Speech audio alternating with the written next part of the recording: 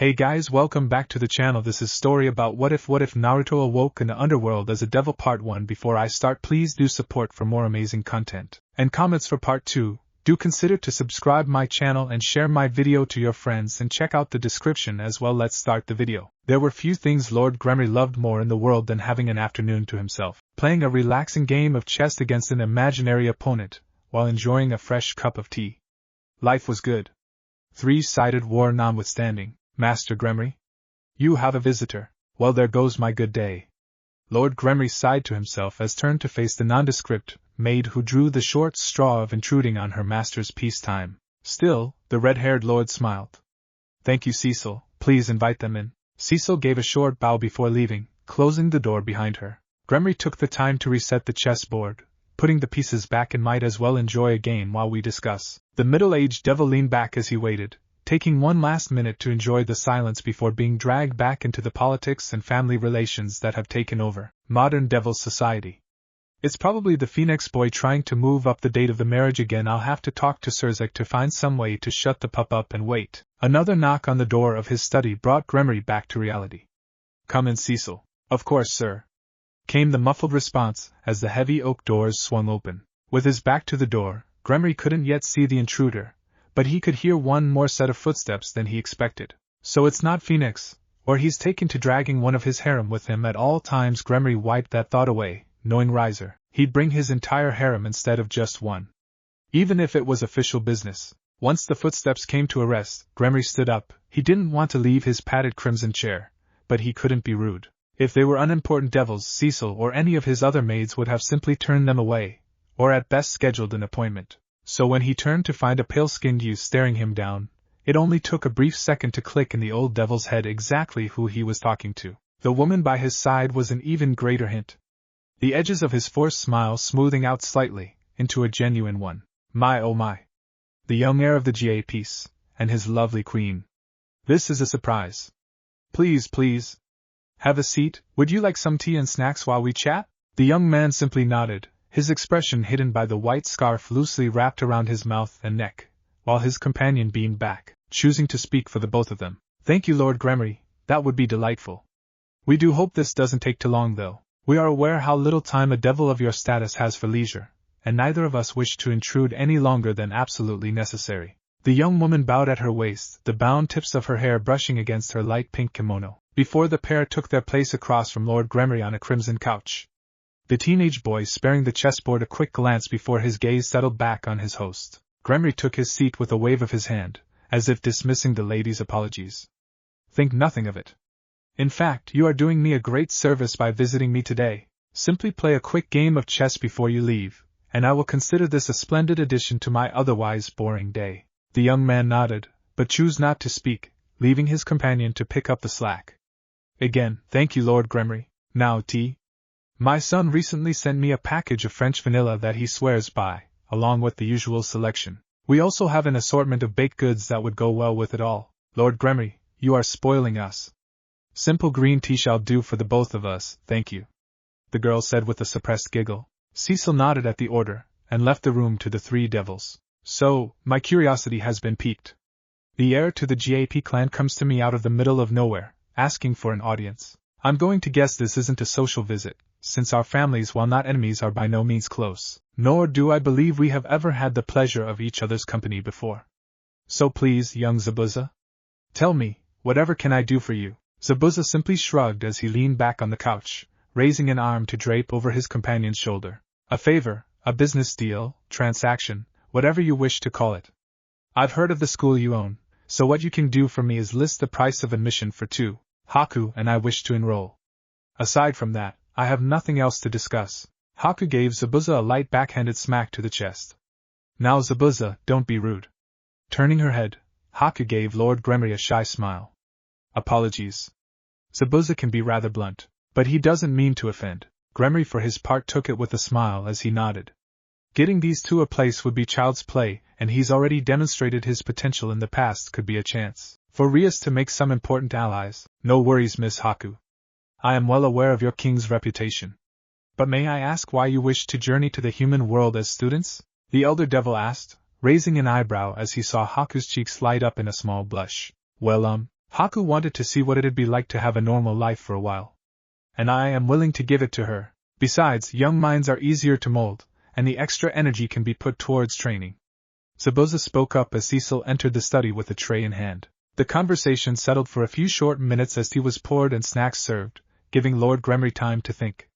Well, it's not like I see any cons to this arrangement. Some might say I'm showing favoritism, but really, it's just the young heir asking to go to school. Gremory gave Zabuza and Haku another quick look over, noticing how the boy's eyes seemed to be picking him apart. Yes, if I know my little girl, she'll be able to get an alliance out of him.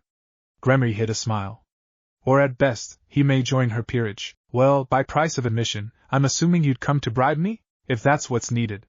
Money is no issue. Zabuza said as he leaned back, letting his tea cool down. Not that he had any intentions of touching it anyways. Haku was discreetly checking for poison or other additives, while his attention was stuck on their host. One lifetime of relative peace wasn't going to outweigh another life of caution and blood. Especially when they were going to be thrown against devils, and angels, fallen or not. In that case, your price of admission is the game of chess I was promised earlier. I'm sure your clan will figure out living arrangements. Another nod and a smile from the pair, or more specifically a smile from Haku and what appeared to be a stoic frown from Zabuza, let Gremory know to continue. Give me a week, and you'll be perfectly set up. Thank you, Lord Gremory. Are you sure there isn't anything else we could do? Like we said, money is not an obstacle. Haku spoke up again, only to have her concerns waved away. No, no, no. Who am I to deny young ones such as yourselves a proper education? Now, how about that game of chess? Lord Gremory looked over the chessboard, the game still fresh in his memory, seeing as both opponents had left 10 minutes prior. He was glad to be alone. It gave him time to think and mull over the game. In his long life, Lord Gremory had learned that one of the best ways to judge a person's character was a game of chess. How they played. Were they aggressive? Did they take their time to think their moves out? What pieces did they seem to value? Did they focus solely on the game, or did they welcome the conversation and distractions? How did they react to victory? How did they react to defeat? Haku was easy enough to read, and a breath of fresh air against some of his regular opponents. She was happy to gossip, and simply enjoy the game, but her keen intellect showed through as she directed the conversation around as they played, almost using it as a distraction, picking topics he was passionate about to blindside his attention. For every mistake he made, Haku was sure to capitalize on with that same sweet smile. And the worst part is, I don't think she was faking it. The girl even took defeat with grace, lacking the enforced stiffness of those only pretending for the sake of politeness. The girl's words came back to him. Thank you for the game, Lord Gremory. I will take this as a learning experience, and I hope that in the future we'll have a chance to see if I improve. Nice girl. It was the boy he was worried about. He is the deciding factor. The GAP could be a great ally or a terrible enemy. During the entire visit, Zabuza had said less than a dozen full sentences, replying mostly with grunts, shrugs, or simply letting Haku speak for himself as he simply observed. If the girl wore a mask of open kindness, Zabuza's mask was blank as a white oval. Didn't help I couldn't see half of his expression. Lord Gremory took a moment to consider if that's why the boy wore that scarf before passing it off as something to determine later. No, he had more important things to worry about as he finished his cup of tea. The boy was an unknown aside from his reputation, specifically how violent he'd get to defend his queen. Wonder if he's inherited the abilities of the GA. Alas, time shall tell. Lord Gremory flicked his king piece over with a fond gentleness before standing up. He needed to take a walk and enjoy some fresh air before he lost track of time in his small study. 2 wins, one earned with pride from a beautiful young lady, and another simply taken by a boy in a mask not caring if the game was won or lost. Well, Zabuza, what do you think?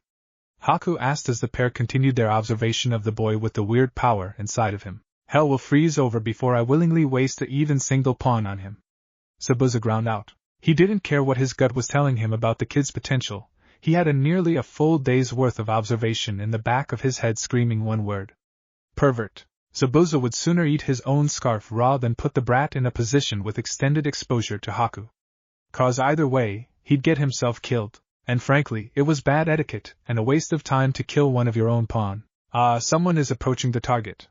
Haku whispered to her master from their hiding place behind a tree. A simple illusion spell, and no one could even tell the tree seemed to have gained some odd-shaped growths on the side. Haku, am I seeing this right? Yes. What does a fallen angel want with a pervert? Zabuza mused, as the girl confessed to the brat. Something was up, he just didn't know what. Yet. Haku, follow the target at a distance, and see if you can find their base of operation. Disengage at the first sign of detection. Right now we are the unknowns, and I plan on keeping it that way. Understood, Zabuza. Haku nodded before leaning over to give the taller man a kiss on the cheek. If they have any sense, I won't be back in time to help with dinner, so I hope you don't mind waiting. Zabuza just grunted, drawing out a small giggle from his female companion. Not the time, Haku, we are on the job. Hi, Haku grinned as she disappeared in puff of smoke to track down her target. Apparently Ise-kun had a date tomorrow. Wonder if Zabuza would agree to a date sometime this week? She thought as she cast another illusion spell over herself to blend into the crowd with her target in sight. Well, we could have date night tonight, Haku smirked. That seemed like a good plan in her mind.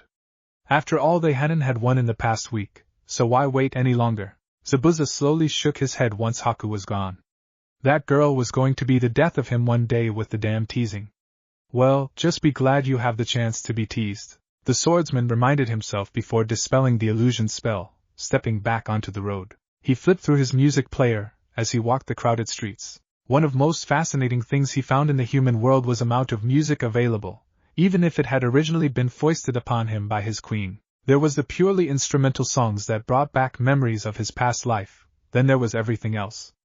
A nearly infinite selection of genres. It took him a minute, but eventually Zabuza settled on a song, nodding along quietly as he blended into the mob.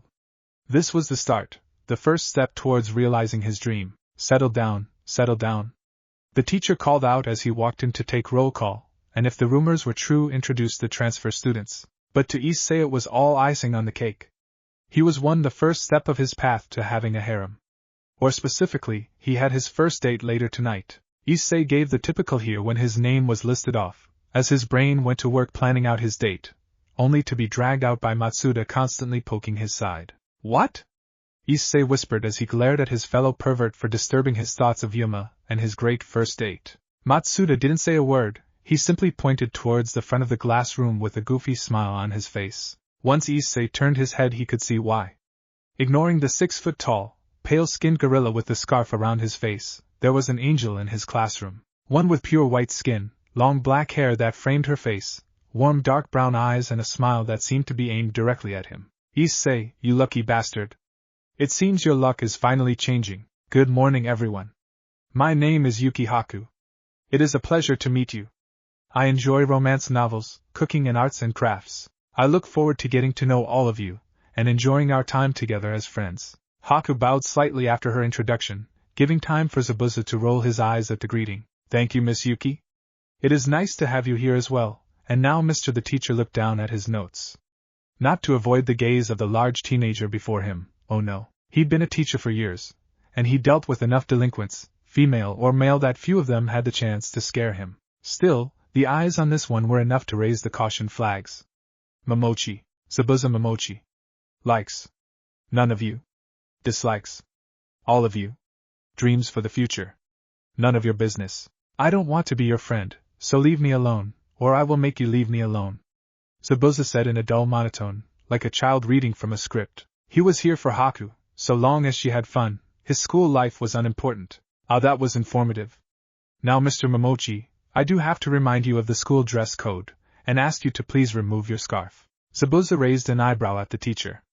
And if I say no, then you'll have to stay after class. You wouldn't want that on your first day, now would you? The teacher threatened back, getting only a snort from the taller teen. Better men than you have tried teach. Now shut up and tell us where we are sitting. Fine, Mr. Momochi. For that you will be staying after school to clean up.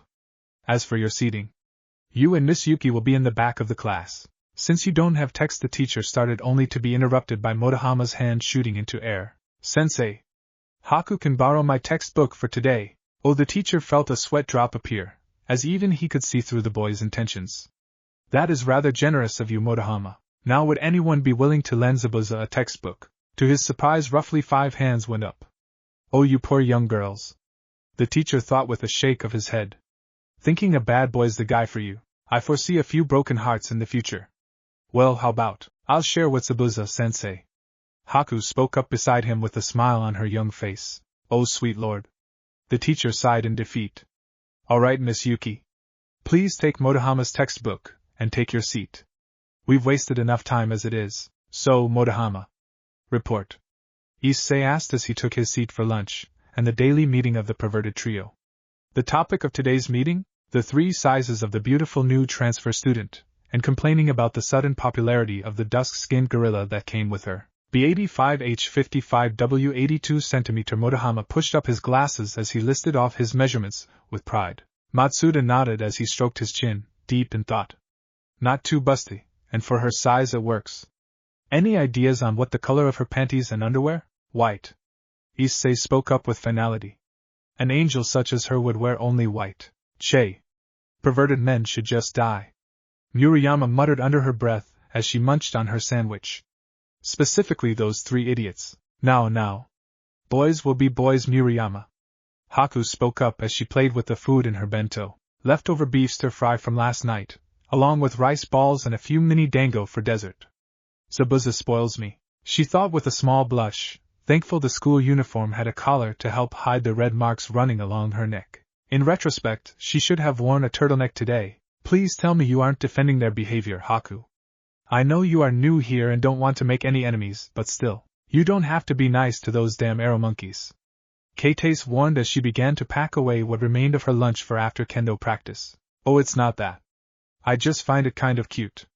Like a puppy that made a mess and still expects to get a treat. Haku popped a dango into her mouth, making a note to reward Zabuza later tonight for getting up early to buy them from the specialty shop. Pfft.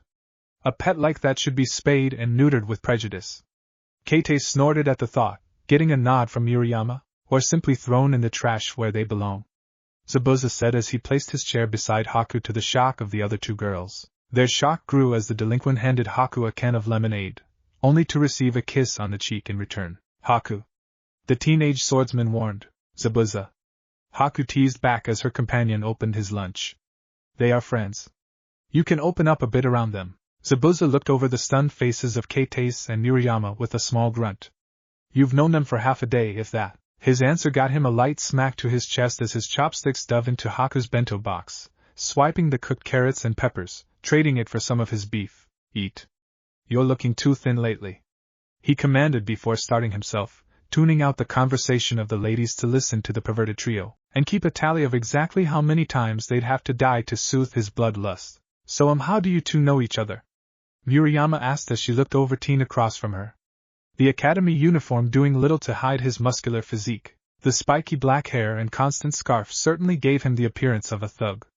Wait, how is he even eating? Zabuza and I are partners. Haku answered with a bright smile on her face, to a blinking Keites, while Murayama kept an eye on Zabuza. His food was held in the chopsticks one moment, then next it'd be gone, and Zabuza's jaw could be seen moving. What? Haku hid a grin at Murayama's attempt to catch Zabuza in the act of eating. To this day she wasn't completely sure how he managed to make his food disappear. Partners as in boyfriend and girlfriend? Keites spoke cautiously, not knowing what the reaction to the question would be, though she knew a few girls would pay an arm and a leg for this kind of information. He'd only been here for a few short hours, but the rumor mill had already spun a tale of forbidden love between the school's Prince Yudokiba and the mysterious transfer Zabuza, Momochi. Some say they were childhood friends, separated in a tragic move, only to be reunited through the power of love and fate.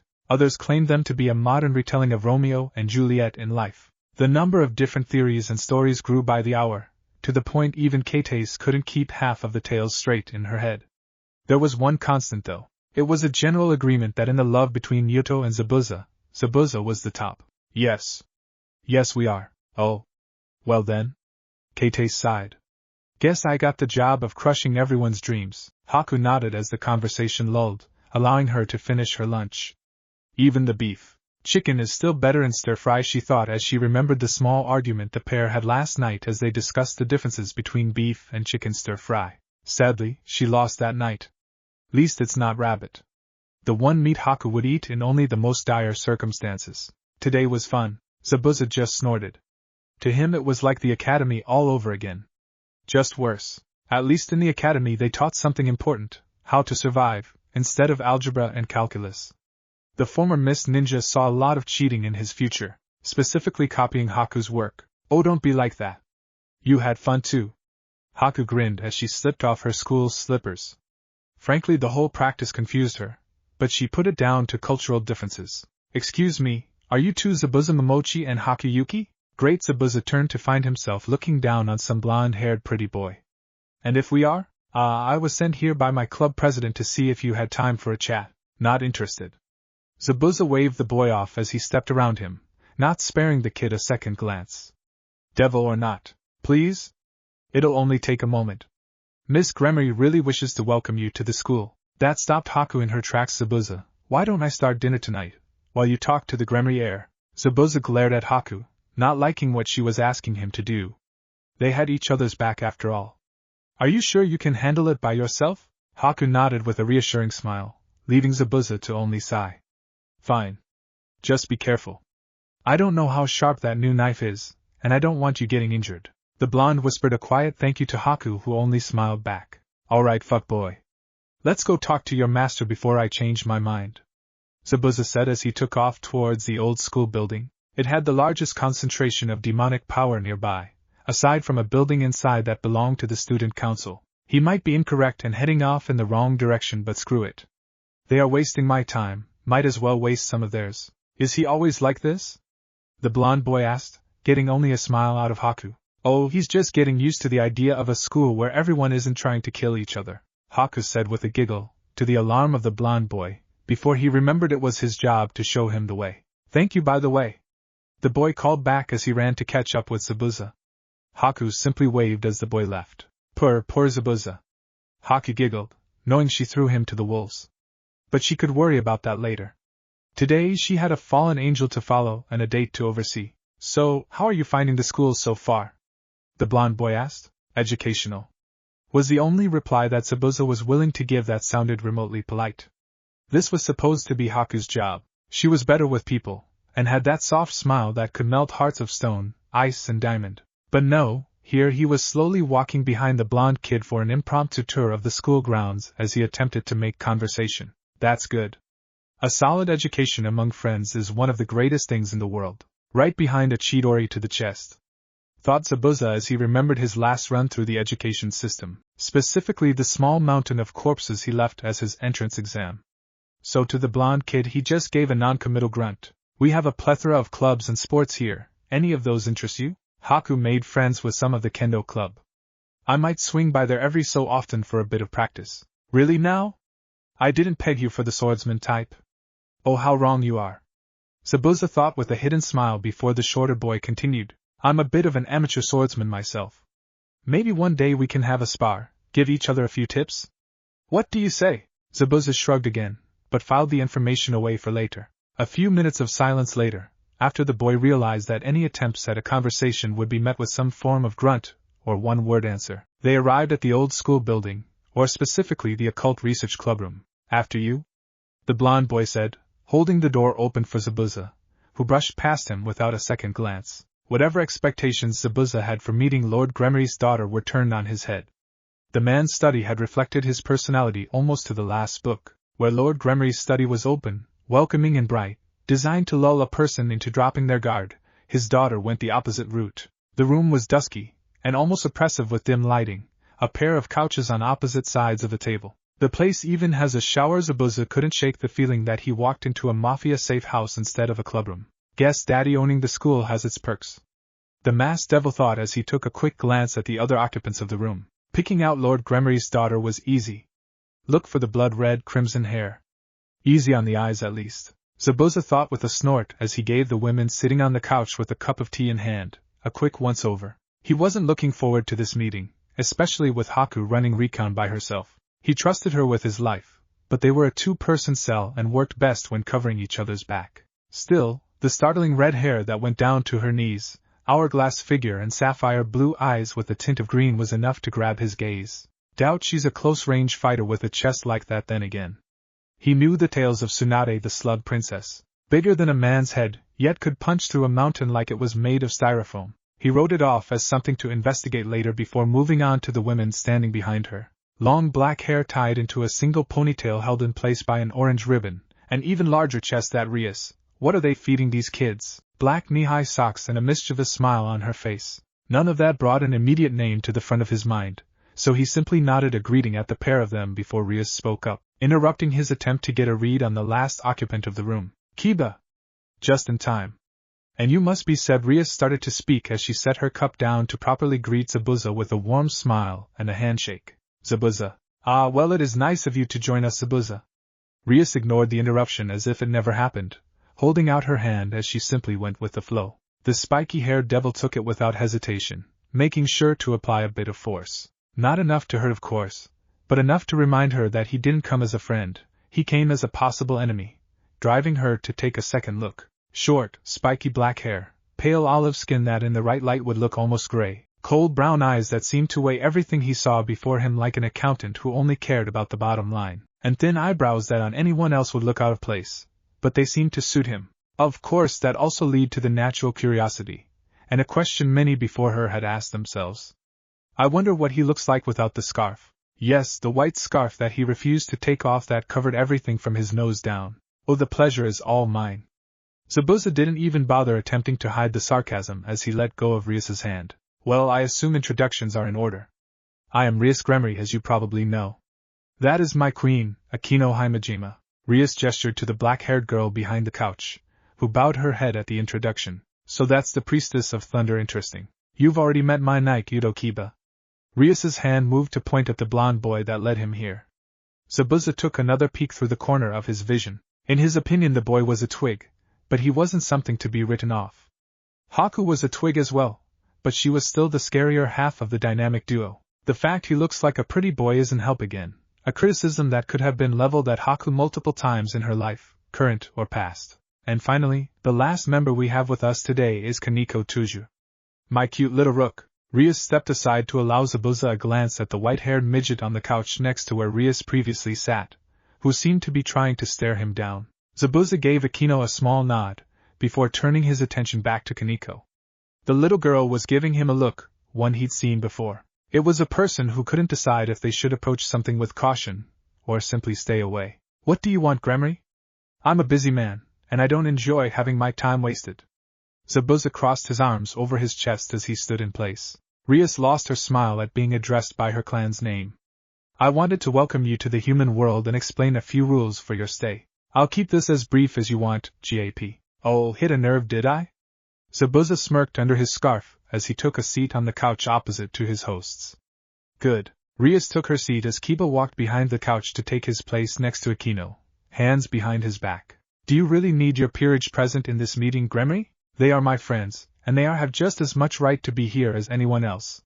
Rias shot back, keeping her tone level. Besides, you wanted to keep this short, so why are you wasting time asking dumb questions? Yep, definitely hit a nerve. Zabuza leaned back on the couch, spreading himself out as if he owned the room, instead of being a simple guest. His eyes scanned over the group, keeping an eye on them in the event of a trap.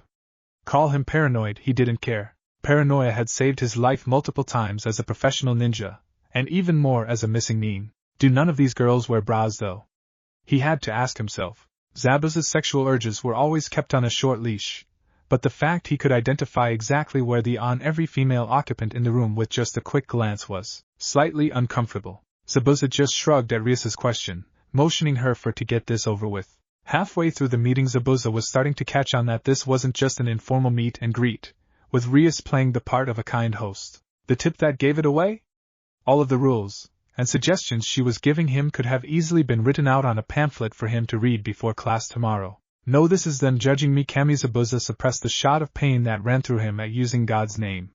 Damn it all, where is Haku when I need her? Eventually he had enough though, and he decided to interrupt.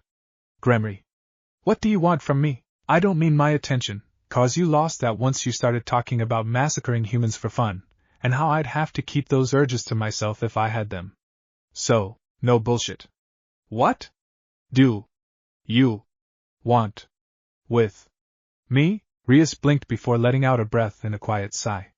Zabuza, I have heard some rather distressing rumors about you, and I wanted to see if they were true. Going to have to be more specific than that. The underworld was a melting pot of politics, gossip, and false truths. One of his favorites was how Haku was actually a boy who liked to wear female clothing. Oh, if only they knew how true that was. Others concerned his relationship with his family, and more importantly his bloodline as a member of one of the 72 pillars. And? Zabuza prompted, waiting to see what rumor it would be this time. Probably just doesn't want me to kill a student for making a pass on Haku. And he would too. The only issue is that they'd never find the evidence needed to pin the blame on him. Motive? Absolutely. Anything else would disappear into the mists of time. I wanted to offer you protection. Wait, what? Zabuza just blinked at her, which she took as a cue to continue. I've heard that you lack, well, to put it bluntly, you haven't inherited the abilities of the GAP clan, and that due to your father's refusal to take another wife after your mother's death, I am the last heir to a clan 1 generation away from extinction. Zabuza finished for her, fighting back a laugh. Rias simply nodded. Yes, I've heard a lot about you. Since you asked for me to be blunt, I'll be blunt. You have no friends, you have no allies, while other young devils are out, trying to make a name for themselves, doing everything in their power to be recognized. You are a recluse, known for having spent the last 6 years entire in your estate. Your clan consists solely of you and your father. I don't know how hard it is to be in your position, personally. But I wish to help you, guide a lost soul into paradise. Zabuza snorted at the thought, watching as Rias's smile gained a sad edge. Yes. You and Haku don't have to be alone. We'd be happy to have you as an ally or a friend. Zabuza chuckled and threw his head back, not letting Rias or her peerage get a good look at his face as he struggled to hold in the laughter at the giant misunderstanding. The damn women sees me as some lost and angsty school boy. It took him a minute to get himself under control, bringing his head back down to wipe away a small tear. Your offer is generous. Zabuza bit his lip again before continuing, making sure to throw a small undertone of regret in his voice for effect. But I'll be declining. I may not have the advantages most of the pillars do, but I plan on rising through my own strength and ability. Now if there is nothing else, I'll be leaving. I have important things to do. Rias simply nodded, with a small look of regret on her face. The offer is still open if you ever wish to change your mind. After all, she had a bishop, a rook and a knight piece left along with all 8 pawns. She knew Issei was hiding something strong in him, but she highly doubted she'd have to pay more than a couple of pawns to get at it. Zabuza shrugged before standing up, giving the group another quick look over before bowing his head. It has been interesting meeting you all. Good day. He forced himself to be polite. He didn't want to ruin their assumptions just yet after all. Once Zabuza was sure he was far enough away that none of Rias's peerage could hear him, nor was he being followed by a familiar, he started to laugh at the absurdity. He knew it. He just knew that those damn rumors would pay off. The greatest weapon in any war is information, and if the rumors of his ineptitude had reached a point where some devils were going to him a helping hand, he couldn't be happier. With that thought in mind, Zabuza reached into his pocket, taking out his cell phone, quickly punching in Haku's number. He wanted a status report, as well as her current location. I'll even sweeten the deal and tell her about this joke of a meeting. What do you think? Rias's questions was to Noon in particular, but her peerage knew she wanted their opinion on the matter. Kiba? Kiba sighed, wondering how he'd explain the feeling he was getting in the pit of his stomach. I am conflicted. From his physique and what little conversation I could get out of him on the way here, I'd say he'd probably hold his own in a brawl, and he apparently knows his way around a sword, but I can't say anything for certain. And his personality? Again, Kiba started with silence. I don't know. He could be acting, but I don't see why. We are all on the same side, so he could just be antisocial, the blonde knight offered up, before Akino chose to voice her opinion. He's wearing a mask. I just can't tell about what he doesn't care for formality. That much is obvious, but I don't know if the hostility is a defense mechanism, or if he also doesn't care what people think of him. We simply don't know. Has Sona shown any interest in him? Rias shook her head at the mention of her best friend and rival. No. She said she's content to observe as things come up. Something about not having enough solid evidence to make a proper judgment on. Akino hummed in approval at that. I have to agree with her on that. Everything we know about him is either second-hand or pure rumors. Dangerous. Kaneko spoke up, drawing the attention of her friends. What do you mean, Kaneko? Kiba scratched his chin, trying to think of anything in the past hour or so that could be an indication that Zabuza was dangerous. Nothing came to mind. An arrogant prick, sure, but dangerous? Smells like blood, lots and lots of blood, was Kaneko's only response before she went back to snacking on her usual treats. I see, we'll watch him for now, but for now. Rias eyed the crimson magical circle that appeared before her. Guess it's show time, she thought with a small smile, honestly looking forward to adding a cute little brother to her peerage. In retrospect, Zabuza wasn't sure why he was here. Well, that's a lie. He knew exactly why he was here, sprawled out on a tree branch as he watched 3 fallen angels get nearly blown to oblivion by the destructive power of one, Rias Gremory. through the scope of a modified sniper rifle. Personally, he thought his fellow devils, even the angels, fallen or not, didn't put enough faith in a gun. He could certainly see why they phased out swords and other melee weapons as the primary tool for a massacre. Not that he was ever going to admit that swordsmanship was archaic and pointless in this day and age. He still had his own professional pride after all. With his skills, and a bit of warning, Zabuza was sure he could take out nearly anyone armed with only a gun. But that wasn't the point. To Zabuza, the PGM Hekade 2 sniper rifle and its distant cousin, the far-removed 44 Magnum revolver, were the logical next step when he found that throwing knives, kunai and shurikens weren't as easy to get as back in his previous life. So years ago Zabuza made a choice. He had a weapon for close range, something that if the scene through his scope and the listening device that Haku had placed Issei early today were of any indication, he'd be using rather soon. With that in mind, he decided to go with a weapon designed solely for killing from afar. Of course, his ammo supply was a lot more limited than he wished for. He'd yet to figure out sealing, or storing components in an alternate dimension, so he was stuck with a total of 14 shots with the rifle, and a couple dozen shots with the revolver.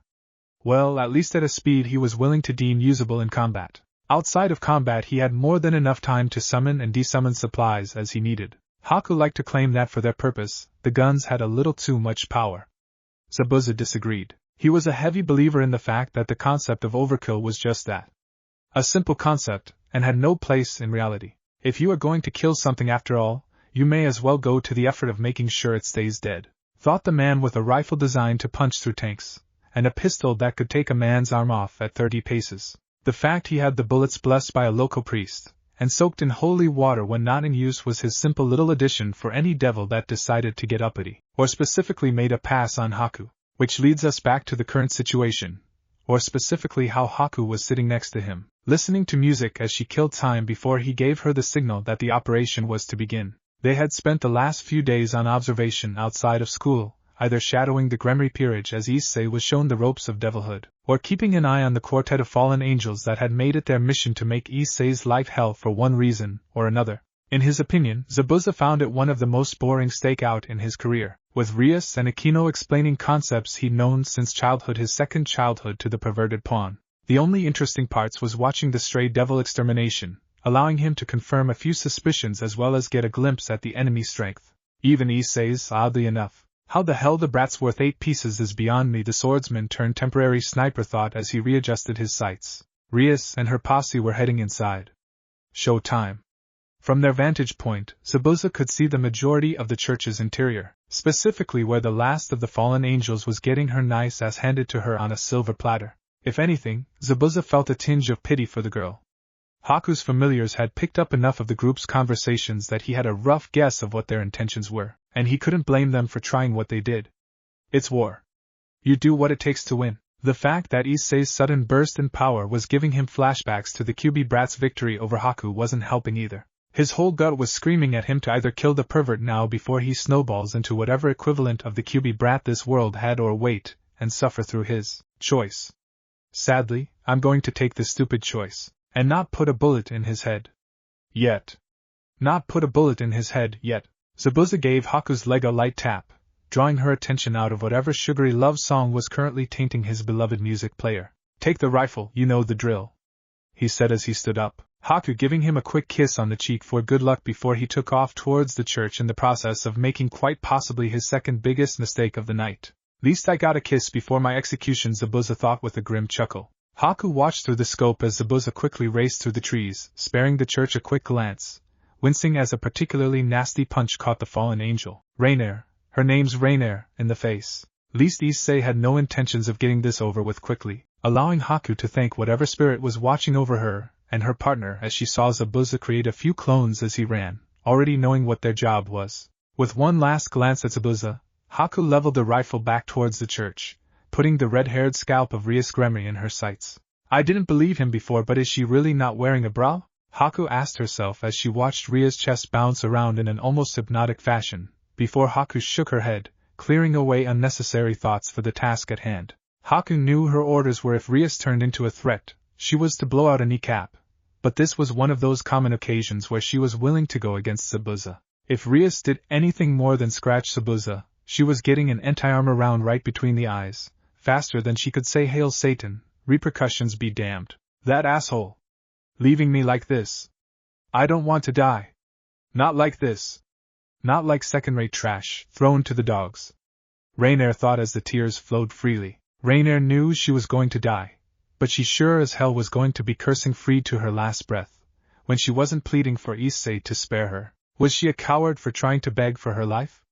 Probably, absolutely, but only the truly content or an idiot can face death with an actual smile on their lips, and people such as that were as rare as they came. She was just like any other angel, devil, or human in her last moments. She wanted to live, she wanted a future, and at this point she was willing to give anything and everything she had just for a chance at seeing another sun rise. So it really came as no surprise to her that the moment the red-haired bitch agreed to kill in place of Issei, that as soon as the glowing, crimson magical circle appeared before her, she, a fallen angel, gave one last prayer to a god that had long since forsaken her as the mass of pure destructive power came to finally end her. Later she would reflect that God did answer her.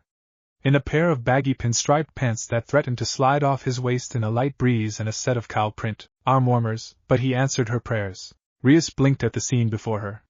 She had just annihilated the last of the fallen angels who had the audacity to try to hurt one of her servants. There was nothing left of the women that killed her cute little pawn not once but twice. Nothing but ashes and smoldering marble. Sadly, that was not the reality before her. No, instead of black marks and ruined floors, there stood some monstrosity of a steel embedded directly between her and Rainier, its presence almost mocking her since she hadn't even seen or heard any indication of the weapon's arrival.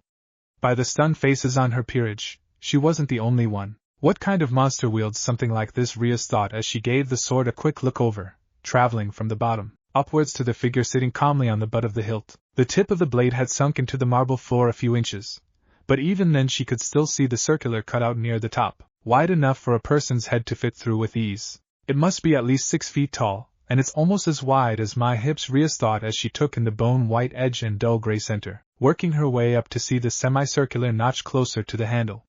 This was a sword that with a decent amount of strength behind it could cut through her with ease. The worst part though was the aura that seemed to radiate from it, a dark purple miasma that seemed to dance in loose swirls around the blade. Rias even swore she saw a face grinning at her in the transparent clouds. Zabuza Kiba finally found his voice, even though he was the one examining the blade the closest. He didn't even have to touch it to know what it was. A demonic sword, and a particularly nasty one at that. Rias looked up, and sure enough there was Zabuza, feet on the guard of his blade as he lightly rested against the tip of the handle. Yo! Zabuza said while doing his best to imitate the smile Kakashi gave his brats before getting his weak ass thrown into the water prison technique. Again Rias could only blink. She couldn't think of any reason why Zabuza of all people would be here. The fallen angels were obviously working by themselves, and he shouldn't even know about the fight tonight with the barrier up. But there he was, sitting on the sword, looking down on them like it was the most natural thing in the world. Hell, he's not even in uniform, she thought, and she was right. While her peerage was still in their school uniform, Zabuza seemed to be in his casual clothes.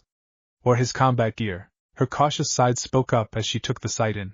If Rias had ran into Zabuza anywhere else, she'd have guessed he was on his way to play basketball, with a dusky blue, sleeveless jersey, dark, baggy pinstriped pants with more pockets than she was willing to count at the time, which seemed to be hanging dangerously low, a clean pair of sneakers, and his ever-present white scarf with the ends attached to cow print arm warmers of all things. Explain yourself?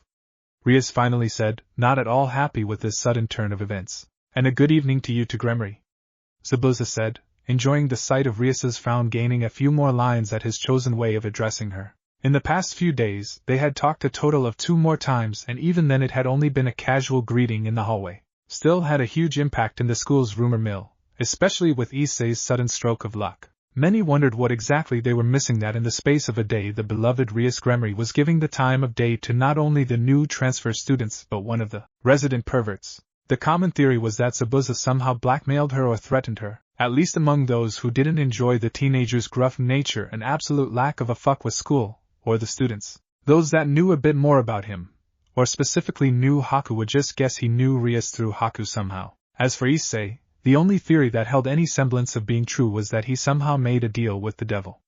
It was the only possibility. Sadly, the students may never know. Not the time, JP. Explain.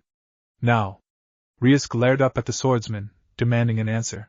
Was around, saw the barrier, got curious.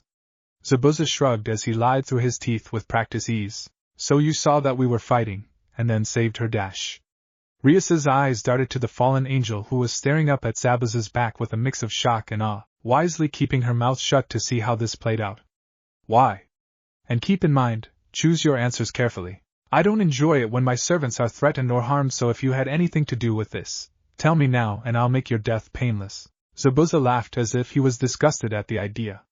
If I had any hand in this, Issei's corpse would have been fish food for the past 4 days, and you'd have had no idea I was even involved, much less that Issei was even dead. No, he'd simply fade into the mist. Unlike the women cowering behind my sword, I'm a professional. Oh my, oh my. Brave words there. Kino smirked as Issei paled at the thought of being chopped up by the sword before him. Rias meanwhile mulled over Zabuza's words. Then why are you protecting the fallen angel? She finally decided to ask the $1 million question, and in response, she got a $1 million answer. I have a bad habit of picking up broken birds. What can I say?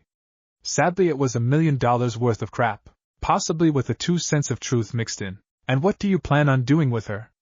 Rias was really hoping his answer was either question her for information, or something that wasn't complete bullshit. I was going to ask her to join my peerage. Rias could have heard a pin drop, and even Rainier blinked at the offer. Not a chance. Zabuza raised an eyebrow at Rias's declaration. And who are you to stop me? The master of the servant she killed, twice. Blood for blood. Funny. For a dead man, the monkey is rather spry. But I'm not going to let you kill her. How about we make a deal, Gremory? I am after all a mercenary. What kind of deal?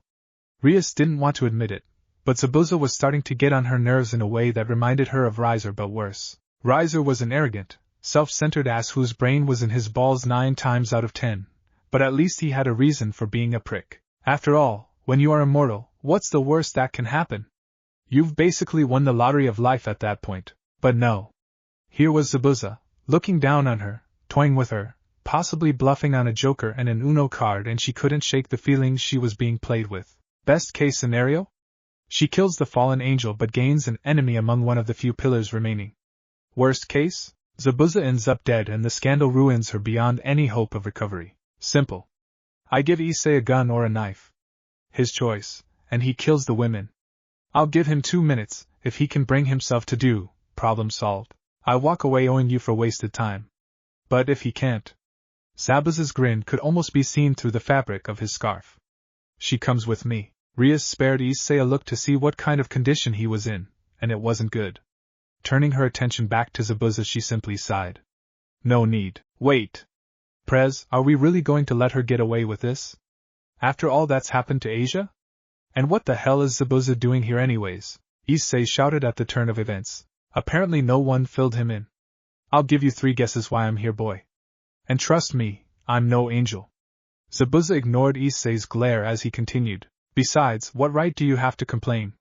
You threw away your chance at revenge the moment you asked your precious president to do it for you. B. Spare me the excuses, cause frankly I don't care. You had shown weakness and hesitation against the enemy. Something that'll get you and your comrades killed, or worse one day. Now I suggest you get to reviving the priestess before I decide to get greedy and take her for myself. Why, you gorilla bastard? Issei, enough. Grab Asia. We'll talk about this later. Rias spoke up, her tone not leaving room for her pawn to argue. Fine, Prez. Issei sent Zabuza one last glare before walking over to where Asia lay. With her eyes closed, she almost seemed asleep. Rias looked at the retreating form of her pawn, before turning her head to Aquino, hoping she had any advice or an alternate course of action. This whole thing leaves a bad taste in my mouth. Sadly, her queen only shook her head, and Kiba had gone back to staring at the sword like it was a puzzle box that he had to solve. This isn't over, GAP, the Gremory heir warned, getting another snort from Zabuza, not having moved an inch from his precarious seat on his sword. We'll talk tomorrow. Gremory, a bit of advice. If you are going to kill someone, make sure you burn the body beyond a crisp instead of leaving them for dead. After all, we are all devils, and some of them might be willing to sell their soul. Zabuza huffed out as Rias summoned the magical circle to take her peerage back to the clubroom. The redhead gave him one last glare before disappearing into a flash of light. So Zabuza, was it? Rainier finally spoke up once the devils left. Women, can you walk? Zabuza didn't even turn to face her, still sitting on his sword, staring at the spot Gremory and her peerage left from. Rainier tried to stand up, making a valiant attempt in her own opinion, but found it in vain as she fell back to the floor, landing on her ass. Least it's not my face. After all, she was going to be joining this man's peerage. The least she could do is not embarrass herself any more in her attempt at a first impression. I'll take that as no. Zabuza finally decided that it was time to go. He didn't want to leave the device unattended, just for the sheer value it held. He could outfit an army with the damn thing if he had enough time, find the sacred gear, and find someone who can actually use it with competence. Zabuza wasn't a firm believer in fate, and thought the god who was willing to give away items of power such as a sacred gear to any old chump deserved to be pushing up daisies somewhere. Zabuza flicked his wrist, a murky purple magical circle appearing under his sword to put it back in storage as he picked Rainier up in a bridal carry, the fallen angel unable to meet his eyes for some reason. The remains of the church door stood little chance against Zabuza's foot as he kicked it down. Could he have teleported back home? Absolutely. But that'd be taking the easy way, and he could use the exercise after a week of stakeout and info gathering. Not that she weighs any more than half of Kasumi. Zabuza snorted as he leapt from rooftop to rooftop, ignoring the wind and the weird looks from Rainier. Haku and the clones will be back home by now. Guess that only leaves the fun part, the swordsman thought with a tired sigh, kind of wishing today would just end. Haku purred quietly as she shifted around, still half asleep from a tiring night of assisting in healing 2 people back from the brink of death, and another from a beating that made death look like a mercy. Zabuza's clones had done their job bringing back the fallen angels to her for aid. Ugh, too early, the small devil thought as she cracked an eye open to glance at the clock. 6 in the morning? Going back to sleep now, night-night. Haku yawned as she put her head back down on her favorite and only pillow, Zabuza's bare chest. It was a habit years in the making, with Haku being rather short for her age and Zabuza just being Zabuza. He was the perfect size for a body pillow, a fact she exploited ruthlessly every night as she always went to bed at his side, only to find herself on top of him the next morning. Haku took a quick glance at the other occupants of the bed flanking Zabuza at his sides, 3 more bodies than usual sharing the giant bed. To her slight ire, they seemed to have taken a page out of her book and had piled as close to Zabuza as they could get, probably wanting to stick close to the source of warmth under all the sheets. Well, this was my decision, Haku thought as she closed her eyes, giving Zabuza one last good-night kiss before drifting back to sleep as she pushed away any regrets. Zabuza was a big boy, and she was more than willing to share. Just so long as I get first dibs on everything. She didn't fight the grin spreading across her face. Rainier wasn't sure where she was. The last thing she remembered was begging for her life, and something about praying. She didn't remember the church ever having a bed large enough to fit her, Middleton and Calawarner, much less with room to spare. Looking around only brought more questions to mind. The walls painted a deep ocean blue, with an ornate wooden nightstand on either side of the bed, but aside from the dull white carpet flooring and pair of windows letting light in, it was rather Spartan place. As Rainier stretched, letting out a quiet yawn, the events of last night came flooding back to her. Specifically the part where she was rescued and carried across town by some handsome devil. Literally, who apparently lived up to his race's reputation for perversion by having stripped her down and changed her clothes while she slept. Glancing over at Middleton and Calawarner for the second time showed that they too had been stripped down, the trio wearing nothing more than loose-fitting t-shirts with the names of vaguely familiar human bands printed across the front. On Middleton was fine, the hem of the shirt came down almost to her knees, but Rainier could see a few issues for herself and Calawarner. I'm fine with my body, but I am not going to indulge some weirdo's fantasy of walking around like this for long. It's not like Fallen Angel didn't mind, it's just that she didn't expect the stranger to be so bold.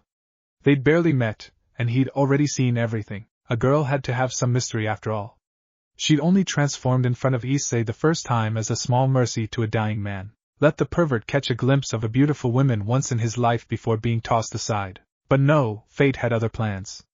Specifically getting thrown out of the Fallen Angels for doing her duty, or at least trying to go above and beyond. Well, screw Azazel and Shemhazai, I have a new master now. Rainier thought with a satisfied smile. A master that might actually appreciate her effort. Middle groaned as she sat up, staring at the room blankly. Is this the afterlife? A rather foolish question from an angel, but Rainier didn't comment, seeing how the girl was half asleep. Well, Rainier's here, so it's probably hell. Calawarner didn't even look up as she spoke. Shut up, hag. Brat. Middle just giggled at the exchange before getting a glare from the elder women which quickly shut her up, but not before she stuck her tongue out at the pair of them. Silence descended over the trio as the question Middleton and Calawarner wanted to avoid for as long as possible hung over the group. It was Calawarner who finally broke the silence after 10 minutes of the ladies collectively avoid each other's gaze. We failed, didn't we? Rainier simply nodded. And Donasek? None of the ladies particularly liked the single male of their group, but he was still a comrade, and they hoped he'd at least gotten away or something. I don't know honestly. I see. What are we going to tell Azalel? Calawarner went straight to the next awkward question, but before Rainier could mention she had technically changed sides, Middle spoke up. Screw him. All we tried to do was help, and he kicked us out. Frankly, I'm happy we failed. Now I can spend my days doing something fun instead of listening to those stuffy old men boss us around. We can't just leave him like that. After all, he must have had a hand in saving us, right, Rainier? Calawarner turned towards the unofficial leader of the group.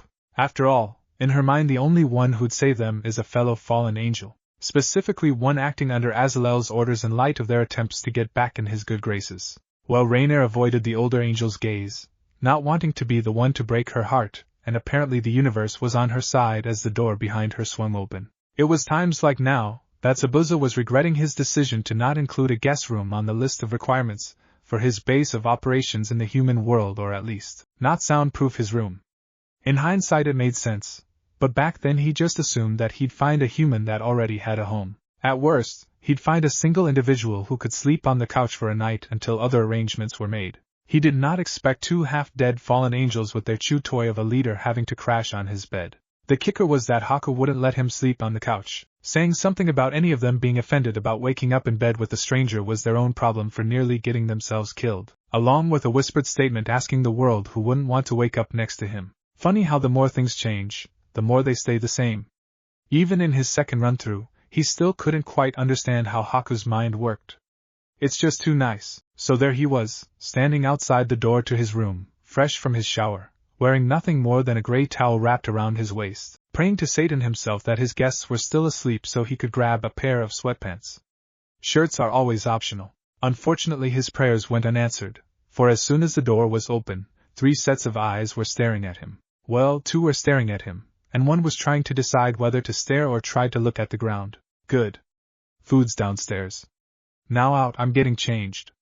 We'll talk over breakfast, Zabuza said without missing a beat, like it was standard for him to walk into a room of scantily clad women, half naked while demanding them to leave. Rainier for her part nodded and left without a second glance, Calawarner following behind her shortly, making sure to give Zabuza a mistrustful glare before leaving the room. This left only Zabuza and Middle, the latter sitting on the bed with a shit-eating grin and no intentions on leaving by her own free will. Well?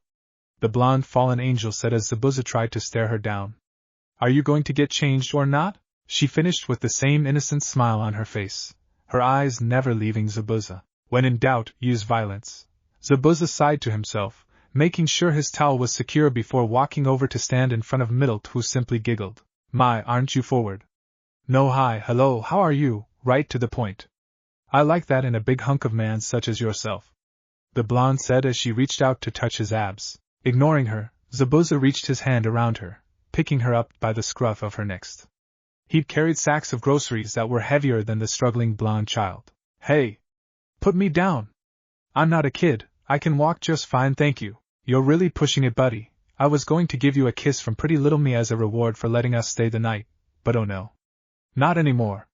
You're on my shit, Lee. Zabuza dropped Middle on her ass outside his door, before closing it without a second glance at the angel's pouting face. Ah, just in time. Come, don't be shy, we have plenty to go around.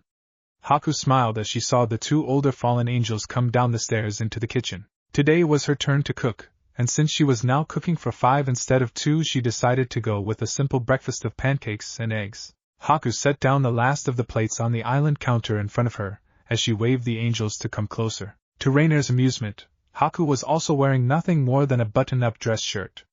The fallen angel wrote it off as one of the tall man's quirks. I'm not going to bite, but the food will get cold. And if you aren't feeling like something hot, we do have cereal somewhere around here. Haku trailed off, trying to remember where exactly she put it as Rainier and Calawarner took their places on the other side of the counter. Thank you. Now who are you? What are we doing here? And did Azalel send you? Calawarner asked as she watched Rainier picked up a fork to slowly but eagerly attack the food set before her. Haku just smiled at the question. Don't worry, we aren't enemies. But we'll talk once Zabuza and Middle. Rainier supplied the name for her. Middle, come downstairs. Zabuza doesn't like having to explain things more than once if he can help it. Haku finished with a shrug before turning back to the kitchen to get the cereal in case Middle wanted some. Not willing to take her situation at face value, Calawarner leaned over to whisper in Rainer's ear. Once Middle comes down, let's make a break for it. They aren't telling us something. Don't worry, you hag, I promise. These people don't mean us any harm. If they wanted us dead, they'd have left us to the Gremory bitch, was Rainer's hushed response as she glanced around the large room that took up the majority of the first floor. While the bedroom they awoke in only had the bare necessities, the room they sat in now definitely had some work done on it. The room was split into two halves, separated by the marble-topped counter she sat at. On one side was a full kitchen with white tile flooring and light blue walls, while behind her was 3 couches set up in a horseshoe shape, centered around a large television, with polished hardwood underneath. That wasn't including the multitude of pictures she'd passed in the hallways or in the room itself, all of 2 people, one with a bright smile on her face at all times, and the other hidden under a white scarf. Obviously my new master isn't strapped for cash, Rainier thought with a smirk. Now if only he could have went the extra mile to get us a pair of pants. The fallen angel's smirk disappeared as quickly as it came up. After all, the breeze wasn't exactly pleasant. Haku seemed to notice her discomfort. Don't worry. I was the one to change you. Zabuza is a lot of things, but he'd never do that to a girl. You aren't his type after all, she said with a reassuring smile. The still drove spikes into the fallen angel's heart. Not his type, is he gay? 'Cause in Rainer's humble opinion of herself, she had the body of the perfect women, and if someone couldn't see that, they needed to get their eyes or taste checked. Regardless, she had to ask. What is his type then? Calawarner for her part just tuned to conversation out as Middle took her place next to her, a disgruntled pout on her face, muttering about how she was missing a good show right now 'cause the guy was a prude. Loyalty, Zabuza said as he followed shortly behind Middle, drawing the eyes of the room's occupants, and a smile from Haku at his attire. Nothing but a pair of gray sweatpants. I reward and appreciate loyalty above all else. Do your job, do it well, and you will be rewarded in kind. Zabuza took his place on the other side of the counter, pouring himself a bowl of cereal, shooting a giggling Haku a glare as she kissed his cheek good morning before he continued. Betray me, and I will kill you. There is no middle ground. Now I know her name, he pointed to Rainier, but I don't know yours or yours. His finger went to Calawarner and Middle, the latter speaking up first in her same chipper tone. Middle, nice to meet you, handsome. But you can call me whatever you want with arms like those. The blonde-haired angel grinned, thanking her lucky stars. Not only was she dead, but she was getting an early Christmas present with the show before her. Zabuza just nodded before turning his gaze to Calawarner, who met him halfway, not wanting to cooperate with an unknown quantity. But after a few seconds she gave in, still not breaking eye contact in her clipped response. Calawarner, good. This is Haku. Haku smiled and bowed politely, a few strands of loose hair falling in front of her face before being absent-mindedly brushed aside. I am Zabuza. As Rainier has probably already said, we are the ones who saved you last night. We wanted to get all 4 of you, but we couldn't find the body of the big guy. We apologize for that. Though if you wish, we could still give him a proper burial rites if you wish. Haku's offer only got a non-committal shrug from the trio. Again, they were comrades mostly through necessity, and prayers don't bring the dead back. So what's the point, was the prevailing thought running through their heads. All right. Now I offer you a choice. I did not save you out of the good of my heart. What little I actually have. Zabuza looked over the 3 of them, Rainier knowing what was coming up next. You may leave and do as you wish, but know this. Your actions have made you a target to not only the devils but your fellow fallen angels as well. He grinned at the small shudder that ran down Middle's back. She obviously didn't enjoy the thought of being on the run from all 3 factions at once. Or you may join me. As part of my peerage, you'll be safe from my fellow devils. And why should we trust you to protect us? You are a devil. Your race lies, cheats, and steals as they wish. Calawarner interrupted, getting a shrug out Zabuza before he leaned forward, his face just inches away from his own. To her credit, she didn't back down, even as she saw the unnaturally pointed teeth as he spoke. All true. But I am a professional before all else.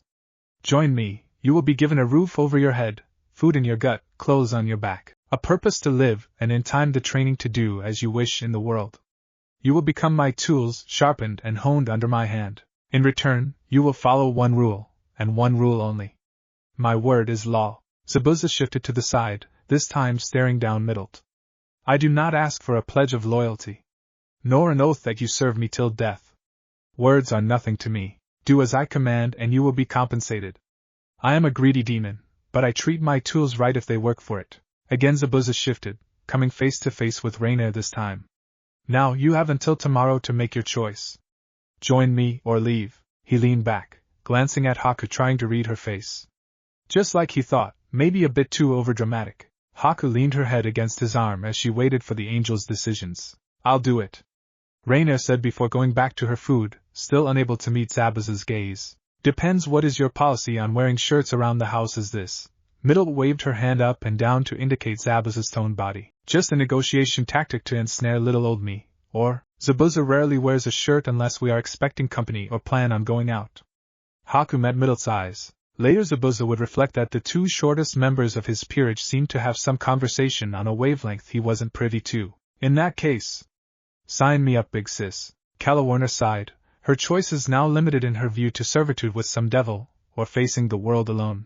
Not the best possible position to be in. Fine, I will work for you for now. The door is open at any time you wish to leave. I will not stop you. Zabuza picked up his bowl of cereal and a spoon. Now, finish eating, tell Haku your sizes and what kind of clothes you'd like, then come down to the basement. We start training today. Haku hid a giggle at the mention of training. Remember her initial lessons under Zabuza. Well, they'll be fine, she thought as the four girls began to compare and fight over their preferred style of clothes. Issei squirmed under Rias's gaze. What do you mean they aren't there? Well, Prez, they didn't show up to class today, the second year said as Rias's scowl grew. I see. I didn't expect GAP to be so petty. If he won't come to us, we'll go to him. Rias thought to herself. No matter. If he wants to be difficult, two can play at that game. Issei wasn't sure what he expected Zabuza's house to be like. A foreboding castle with tall spires and bats flying around was not only a little too cliché and overdramatic for the masked gorilla, but they were in the middle of Tokyo. Still, the fact that Rias led them to a quiet residential area just didn't seem to fit in his mind. Of course, the only time he'd actually spoken to Zabuza was their short, well, not a conversation, more like interrupted shouting match back at the church. Regardless, he stuck close to Asia's side as they continued down the walkway. Prez, are you sure you got the right address? Issei finally asked as the Gremory peerage stopped in front of the plain two-story house. I'm sure this was the address in the registry, was Rias's response, even if she didn't believe it either. Thankfully the universe sent them an answer. Hey you punks! No loitering or I'll call the police! A shrill voice called out from behind them, startling Issei while the rest simply turned around to look at the old lady. I'm sorry, ma'am. We were just looking for a friend's house. You wouldn't happen to know if this is the home of Zabuza Momochi? Rias asked with a polite smile. The woman's demeanor changed at the question, her frown gaining a playful edge. Friends of Haku, are you? Yes, that's their house, she said before turning on her heels to yell at her own house. Haku! You got friends over and they are looking for your delinquent boyfriend. An impressive set of lungs on her was the collective thought at the shouting, while Kaneko covered her ringing ears. The door opened, Haku peeking her head out. Auntie, please don't shout. You know how Mrs. Tamaki's been lately with. Auntie simply waved Haku's accusations away. In my day, a bit of shouting would do a young mother good. Now scoot. You got friends over. I'll finish the baking myself. I need an excuse to get you out my house. You're spoiling an old woman to death. I do my best, Auntie.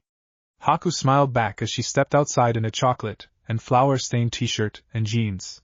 If you need anything. Yes, call you. You're giving me a toothache, Haku. Go see the brats want your hoodlum of a husband for. Not my husband, Auntie. Haku blushed at the accusation, getting a snort from the elder woman. Yet, Haku. Yet. I've seen the way you look at him. He's wrapped around your finger, and you know it. Now get.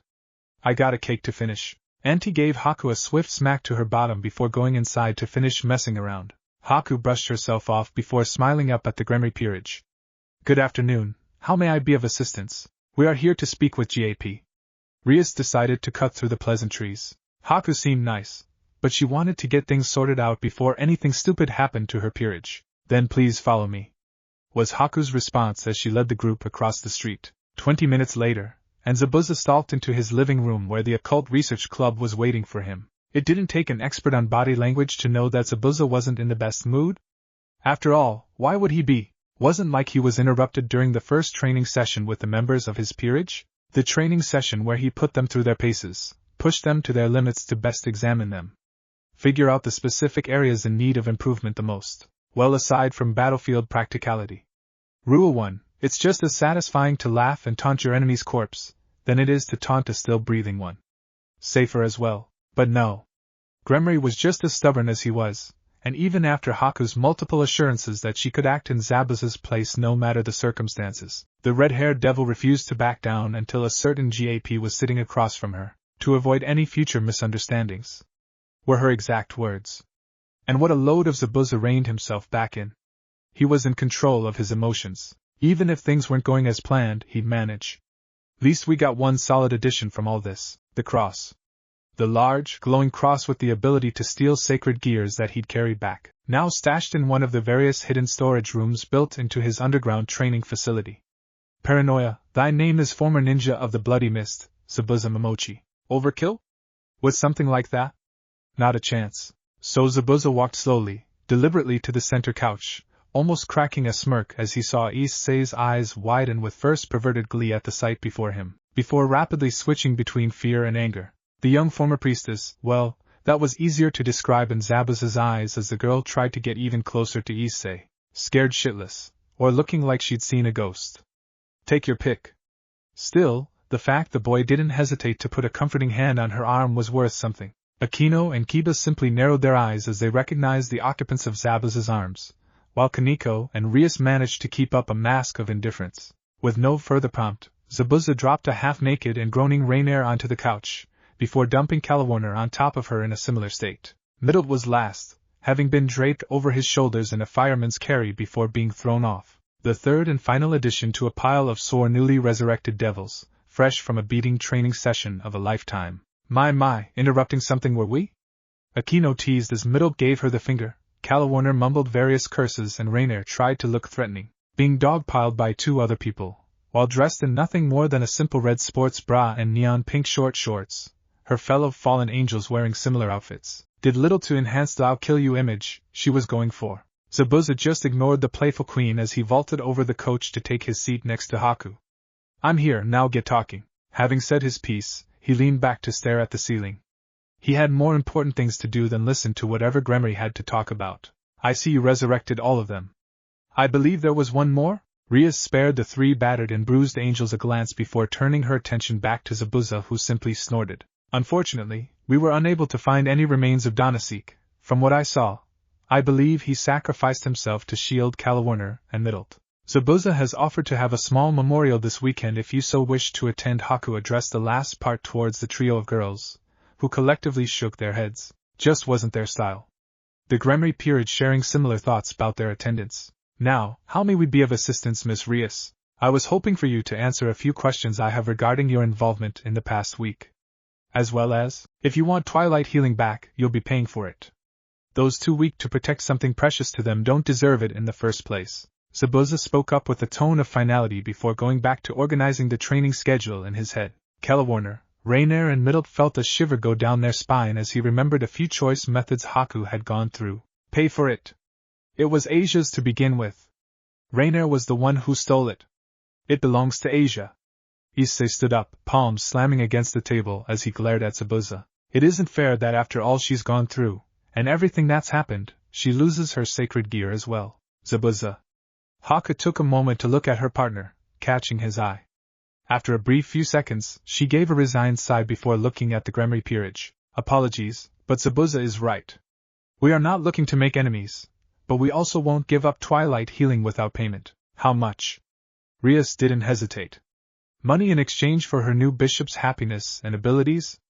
The price would have to be ludicrously high for her to even consider saying no. Time to put one of the perks of being born a pillar to good use. In other words, breaking open her lavish piggy bank. A marriage contract between Miss Rias and Zabuza. Haku deadpanned, enjoying the expressions that danced across the research clubs, ranging from amusement at her attempted joke, or suddenly choking on air, before a light smack to the back of her head told her to stop. I mean... The Ice Queen cleared her throat to hide an innocent giggle.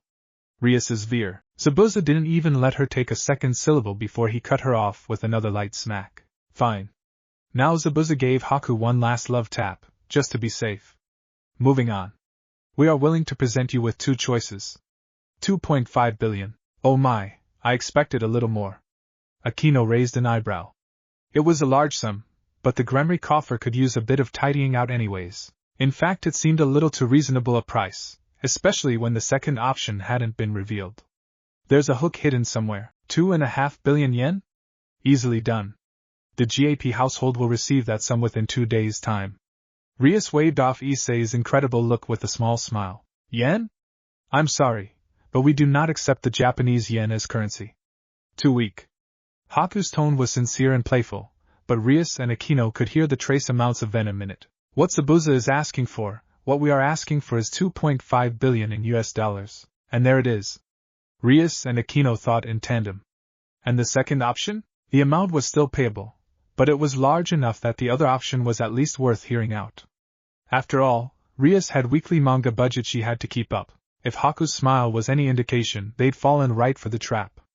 A match between a member of your peerage against either Zabuza or I. The rules would be till either side yields or knockout. Winner takes the sacred gear without complaints. That is rather generous. Kiba mulled over, trying to see the angle being worked, but coming up with nothing. Isn't it? And how would the combatants be selected? Rias mused, not seeing a downside to this option. All their actions point to information gathering, and frankly, if they wanted to just see what tricks she had up her sleeve, let them. Entirely your choice, Miss Gremory. After all, you are a guest. Haku didn't take a moment to think it over. Aquino felt that this was one giant script that Zabuza prepared beforehand that they were playing into. And please do select the perverted monkey. Haku or I could use a pleasant to warm up, Zabuza yawned, finally putting his attention back to the conversation. Kiba put a hand on Issei's shoulders before he could fall for the debate. No. Why don't we settle this between kings, GAP? Haku clapped her hands together, as if she just won front row seats to a cinematic premiere. Splendid. Now if you could just follow me, we have a training area in the basement that would be perfect for the match. The Occult Research Club began to follow Haku's lead, making sure to give the fallen angels one last glare as they struggled to untangle themselves. Zabuza, on the other hand, simply helped Calawarner and Reiner to their feet. Up. You'll be watching. So, what's the plan, sir? Killing them once their guard is down? Reiner asked as she attempted to work out the kinks in her bones, keeping her tone as respectful as possible. In the past few hours her savior had changed from a shining knight into a demon straight from hell itself with the drills he was expecting them to run on their first day. No, your orders are to watch and learn. Zabuza's response resulted in a pair of nods from Middlet and Reiner, but Calawarner rolled her eyes. Can do, boss. Middlet chirped from her place on the coach, sprawled out with a smirk. But there is one problem. Of course, Zabuza simply raised an eyebrow at the small blonde. My legs are tired, can you carry me? Please. Middlet's eyes started to water, and her smile turned into a compact and shy pout. Fortunately, having lived with Haku for years, Zabuza had built up an immunity to most puppy dog eyes. Unfortunately, he wasn't in the mood, so with a resigned huff, he agreed. Fine. Of course, Middlet was probably expecting to be carried like a princess, or at the very least a ride on his back. What she got being thrown over the bandaged devil's shoulder like a sack of potatoes. Well, the fallen angel puffed out her cheeks as Reiner fought down a laugh at her situation, and Calawarner, wearing a grin that said she'd never live this down for the next week. Least I got a nice view. Middlet smirked as she looked down at a certain ex-ninja's posterior. Rias kept a close eye on Zabuza as he took his place. She couldn't see a sword on him, so either he was handicapping himself, or he was arrogant enough to think he wouldn't need it. Then again, he could be a caster like myself. A quick double-check of his physique was evidence to the contrary, but Rias didn't let that bother her. After all, this was just Zabuza's way of gathering information on future rivals in the raiding games. Don't exactly approve of the method, but the fact he's been stringing us along is testament to something. She was just glad that the arena was rather spacious, allowing her room to maneuver in the gymnasium-sized dojo, with Haku and Aquino creating a barrier to contain the damage in case things got heated as they stood in two groups at the sidelines. Gremory peerage on one side, Asia as far away from the fallen angels but as close to Issei as possible, while the GAP peerage, minus Haku, was leaning against the wall, eyes locked on the combatants. My. Rather rare that two of the pillars would have a straight duel. Aren't you lucky, Issei? You'd get to witness something rather rare. Aquino smirked as she finished placing her barrier. Pillar? What's a pillar? They are the nobles of the devils. The pure-blooded families that rule the underworld, who typically have special abilities, such as immortality, super strength, special kinds of magic etc. Miss Rias is a Gremory, while Zabuza is a GAP, both are high-class devils by birth. Haku explained as she started working on her barrier. Ooh sweet, so what does Prez have? Issei turned to Akino, figuring she'd have the answer. Prez was born with the power of destruction, from her mother's side, specifically the Bale clan. As for the GA piece, if he did inherit a power, it would be the ability to teleport, water magic or both. Can any devil do that? Asia asked quietly. Remember how Issei managed to get away from Freed in their first encounter? Yes, but while transportation circles can be used by any devil who knows how, GAPs are famous for their ability to traverse great distances in the blink of an eye, or to teleport in rapid succession. Issei nodded as he gave Asia a reassuring look. He had complete confidence in Prez. After all, there is no way someone as beautiful, talented and kind as her could lose to some ugly gorilla like Zabuza. Wait, Haku? The Queen Peace turned to Asia as she called her name. Would you happen to be a pillar as well? Oh no. I am simply a human led by fate to Zabuza at a young age. I have an unremarkable sacred gear, but aside from that, I am a plain and simple queen. Haku felt a small twinge of guilt at lying to Asia while telling a half-truth. She was added to Zabuza's peerage as a human in this life, after a chance meeting, but that's a story for another time. As well as the details of the unremarkable sacred gear. Enough chatting in the peanut gallery. Let's get this over with. I got people to train, Zabuza called out, tapping his foot. Impatient Kaneko mumbled as she took a seat, wishing she had snacks to ease her growing tension. Indeed.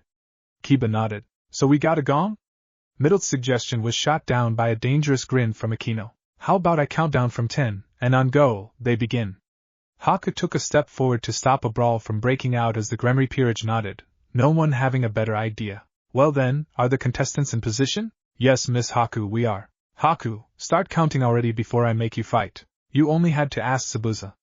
Haku blew Zabuza a kiss, which to everyone else seemed to be ignored, but she saw the subtle shake of her partner's shoulders, knowing that he got a quiet chuckle. As if Zabuza needed luck. 10. Zabuza's stance was loose and slumped, hands in the pockets of his sweatpants. In Rias's opinion he looked bored, but she could see his eyes. They were alert, analyzing her as she picked him apart. 4. Keeping distance would be key here. Hand-to-hand combat was not her specialty, and if Zabuza's sculpted build was any indication he didn't slack in that apartment. 3. Get it together, Rias, this isn't about you. It's about Asia. Keep him in your sight and make him pay for every step he takes. 2. Rias spread her legs out, getting into a solid stance, ready to retreat, stand her ground or unleash hell on the devil, protecting those who harmed not only her cute little pawn, but Asia as well. 1. All of Rias's world came down to the arena, her mind focused solely on Zabuza. Even now she had to admit the man had a presence. It wasn't blown out of proportion, but it was there. He possessed the ability to draw the eye, be the center of attention through nothing more than the way he walked, or the way he stood. Go! So the moment when Haku said go, Rias was more than surprised that her opponent seemed to disappear from view. After all, she could keep track of Kiba at full speed on a good day, so how the hell did she lose a 6-foot-tall, 160-plus pounds of raw muscle and bandages? Haku could have answered that question if asked, but instead Rias found Zabuza. Specifically the back of her head found his foot as his sneak attack high kick sent her tumbling forward. Cheap? Absolutely, but it worked. TSK. Expected more.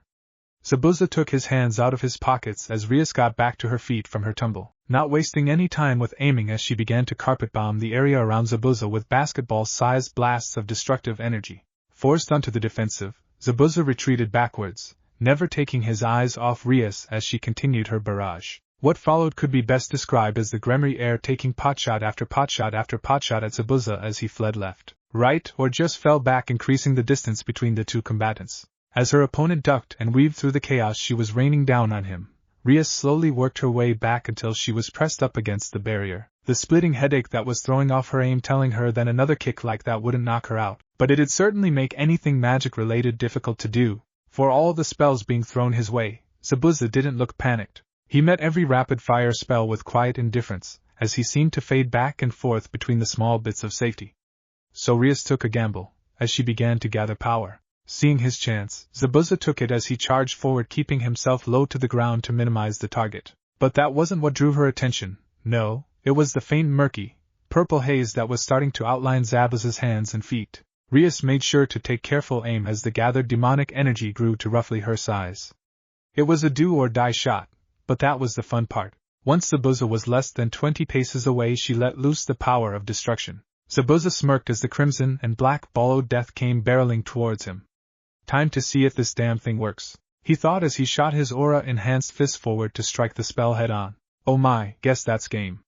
Akino allowed a triumphant grin to spread across her face as they watched Zabuza take a substantial amount of power to the face. Kiba was wearing a similar expression, while Issei began to cheer for his beloved Prez. Kaneko was the only Gremory peerage member who wasn't celebrating. Oh no, she knew what that haze was, and the fact he could use it meant the match wasn't over yet.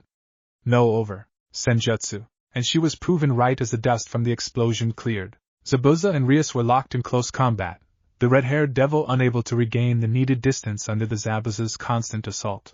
Each punch and kick flowed into the next even as Rias did her best to play defense. She ducked under a haymaker, only for Zabuza to follow through with the motion into a leg sweep forcing her to jump back. As she did her best to endure the assault, Rias tried to figure out what was nagging her. She was being pushed back, that was obvious, but she was being taken down slowly. They were setting a rhythm, dodge, dodge, block, dodge, duck. Or that's what she thought until Zabuza's left jab suddenly picked up the pace after her fourth consecutive dodge. Rias's arms didn't come up fast enough as the fist buried itself in her right cheek, breaking her tentative and feeble stance. But not before she got her own punch in. It was sloppy, and lacked a good deal of force behind it, but she did get good hit in his teeth. But Zabuza didn't take the opening presented to him, punch to his mouth or not. Instead he took a step back and raised his hand at Haku, before waving his hand as if he wanted her gone. His partner simply nodded back. Why yes. That is game. Zabuza surrenders, the young queen said in a playful tone. GAP, Gremory. Zabuza replied to the devil's threatening tone with disinterest and a raised eyebrow as she gathered power in her hands. I am through with you toying with me. Even I have my pride, and that declaration forces me to take you seriously? Now go take twilight healing from Rainier and leave. I'm busy and have more important things than to waste time with you, he countered as his hands went back into his pockets, Rias's glare having no effect on him. He'd faced down Kisame on multiple occasions from a young age, now that was a death glare. Not until I get some answers. About? What? The fact that for the past week we've had an eye on your perverted monkey? It's not my job to keep him safe, so feel free to blame someone else. I'm a professional, a mercenary. Could I have helped? Could I have walked into your clubroom with Haku by my side, sat down, enjoyed a nice cup of tea and just been best friends? Zabuza slowly stalked towards Rias as he continued talking, voice laced with sarcasm. We could have been best friends, just sitting around laughing and enjoying our time together. When Issei joined your peerage we could have thrown him a welcome party, and when Asia got attacked, I could have been the first to jump to her rescue like some damn hero straight out of some of the shitty cartoons here. Rias didn't back down as Zabuza stopped in front of her, staring down at her with what she would only guess is contempt. The fact that Kiba, Kaneko, Akino, Issei and even Asia didn't hesitate to appear by her side did more than enough to remove her fears of the man. After all, in her mind it was 2 against 6, the fallen angel's strength wasn't a factor. She'd proven that a few nights before. I could have done all that and more. But do you know why I didn't? 'Cause I don't give a shark-toothed fuck. Your peerage is your problem. Can you blame Rainier for following orders? I don't know if you forgot, but being mad at a fallen angel for trying to kill a devil is like getting mad at a wolf for killing a deer. It's the natural order of things, so quit bitching, take the sacred gear and leave before I decide to get rid of a raiding game rival, permanently. My, you are being rather rude, Mr. GAP. Akino narrowed her gaze at the threat as Kiba's hands moved to his side, ready for a fight. Kaneko was the only one who wasn't gearing up for a bloodbath, instincts screaming at her to get away, but loyalty to Rias stopped her from moving an inch. I apologize, Miss Gremory, but we are going to have to ask you to leave. Haku held out a set of silver rings. Please. We don't want any trouble. Zabuza simply snorted but kept quiet as Asia took the offered sacred gear, slipping them onto her middle finger with a bright smile. And what about Asia? Issei's voice had an undercurrent of steel in it. I don't care what happened to me, but what about everything she's been through? Imagines Afreed's hands on Asia, of her hanging, screaming as her sacred gear was torn out of her, and her simple wish for friends. She's alive, get over it. You lost your right for revenge the moment you asked someone else to do it, Zabuza said with casual dismissal as if this whole thing was starting to bore him. Frankly it was. He had training to get back to. Issei couldn't help himself, Zabuza's tone and words just caused something to snap. The pawn took the needed step forward, arm pulled back to punch the mummified prick in his smug face. The fist never connected as Haku caught Issei's wrist half an inch before it touched Zabuza's face, still wearing that look of bored disinterest. Issei, you are a nice boy, and the fact you are fighting to protect someone special to you is something I can respect. But in the future, if you try to harm Zabuza again, I will cut off the offending limb.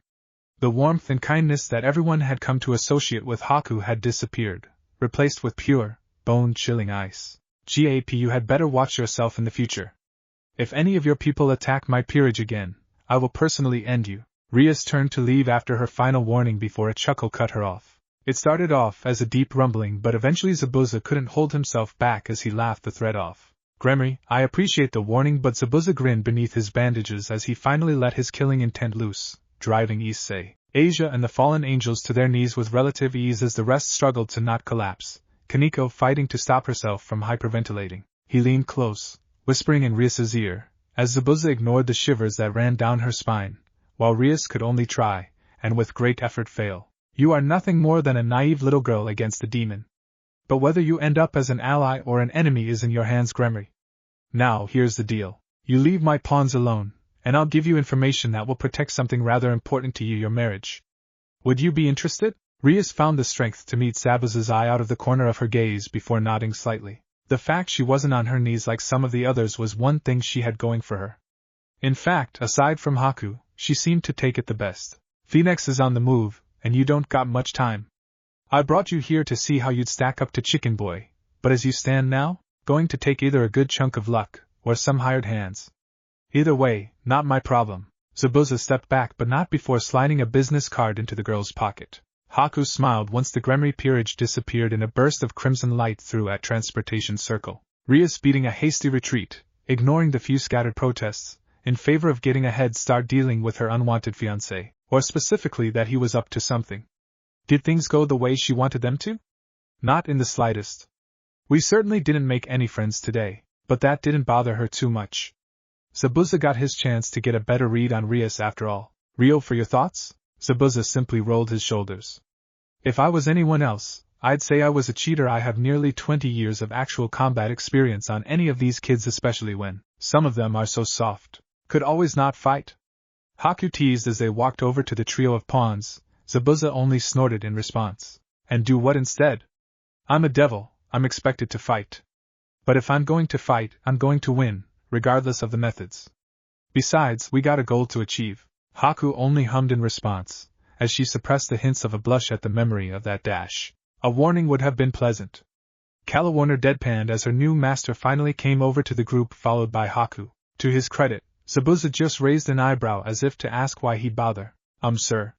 Why'd you surrender? You were winning, and Reina brushed herself off once her legs had solidified under her, only for Middle to cut her off. And you looked cool doing it. So calm and deadly. Like a knife just cutting through the chaos. Oh. What was that glowing stuff? Was it some spell we can learn? Can you teach it to me? Please, please, please? The petite blonde bounced around, looking up at Zabuza with eyes sparkling. Instead of a response, she got a hand on her head to hold her in place. Her response? Pretend as if the big, strong hands of her master were petting her in reward of a job well done, before they moved on to the main course. Rainier wiped away the small amount of drool that was starting to gather on her blonde friend's lower lip. Don't worry, Middled. All three of you have a chance to learn senjutsu and more. When he's done with you, I'm sure you'll be able to take on anyone. Zabuza had to shake his head at Haku's absolute faith in him, even after dying. Haku, keep telling them I'm invincible and they might start to believe you. His gaze turned to Calawarner, Middlet and Rainier. Now since Haku and I still have school to attend. Grudgingly in my case. You will be alone here for most of the day. The girls seemed to perk up at that. But I will expect you to train for a respectable amount of time when you are home alone. I will be instructing you at nights, but during the day, what you do is your choice. Every week we will have a mandatory spare where I expect you to come at me with intent to kill, where I will judge your progress. If you are not meeting my expectations as individuals or a group, I will throw us out like trash? Or simply kill us and take back the 6 pawns you wasted for someone worth your time? Calawarner bit out, memories of being tossed aside by the fallen angels still fresh in her mind. Calawarner. Zabuza leveled her with an impassive stare as a small circle appeared in his hand. With a small flash of light it turned into dull gray combat knife, The blade looked sharp enough to cut through bone with ease. Guess here is where my smart mouth gets me killed. The brunette thought with vindictive glee and a hint of dread at being proven right. With a flick of his wrist the knife spun in the air, only to land back in his hand, handle pointing towards her. Calawarner. I will never admit to being an honest man. I am a liar, a killer and a demon, but I am also a selfish and greedy man. I do not let go of what is mine unless they want me to. Death itself hasn't stopped me yet. So when I say you, Rainier and Middlet are now mine, believe it. You are my pawns, parts of my peerage and people I want to stand by my side for so long as you are willing. Zabuza pushed the knife handle closer to her as the blade bit into his skin, drawing out a small line of blood from his palm. And I'll give you this knife as a contract, another deal with the devil, but this time, it's personal. If I betray you, if I ever attempt to throw you away, simply take that knife and kill me. I will not stop you, nor will Haku. You may think you are just a tool, something I keep around only to be used, and that's fine, think whatever you wish. I won't force you to do anything other than fight by my side and train. But remember this. His grin outlined against the bandages as he finished. Tools in my care are treated with respect and care they deserve. Now come on. You three need to get washed up, and I have to cook? The last question addressed to Haku, who nodded, planning on joining the new additions in the bath. After all, it was big enough. And I've never really gotten the chance to do some proper feminine bonding in well ever. The Queen Peace chuckled at the thought of sizing up her competition. Calawarner looked at the knife, her thumb gently running across the edge as she sat at the edge of her Zabuza's bed wrapped in only a towel. If she was in a complaining mood, she'd wish the piece of fabric was a tad larger, since her chest was threatening to spill out at just the mention of a light breeze. She was alone with her thoughts, something she was thankful for. Rainier had dragged Haku aside saying something about a personal question, while Middlet was just being herself, taking an extraordinary amount of time to enjoy every last second of hot water she could. So that left her, one of three fallen angels turned devil, a knife and a lot of questions she couldn't answer at the time, as most of them were about a master she knew little about, and her feelings for him.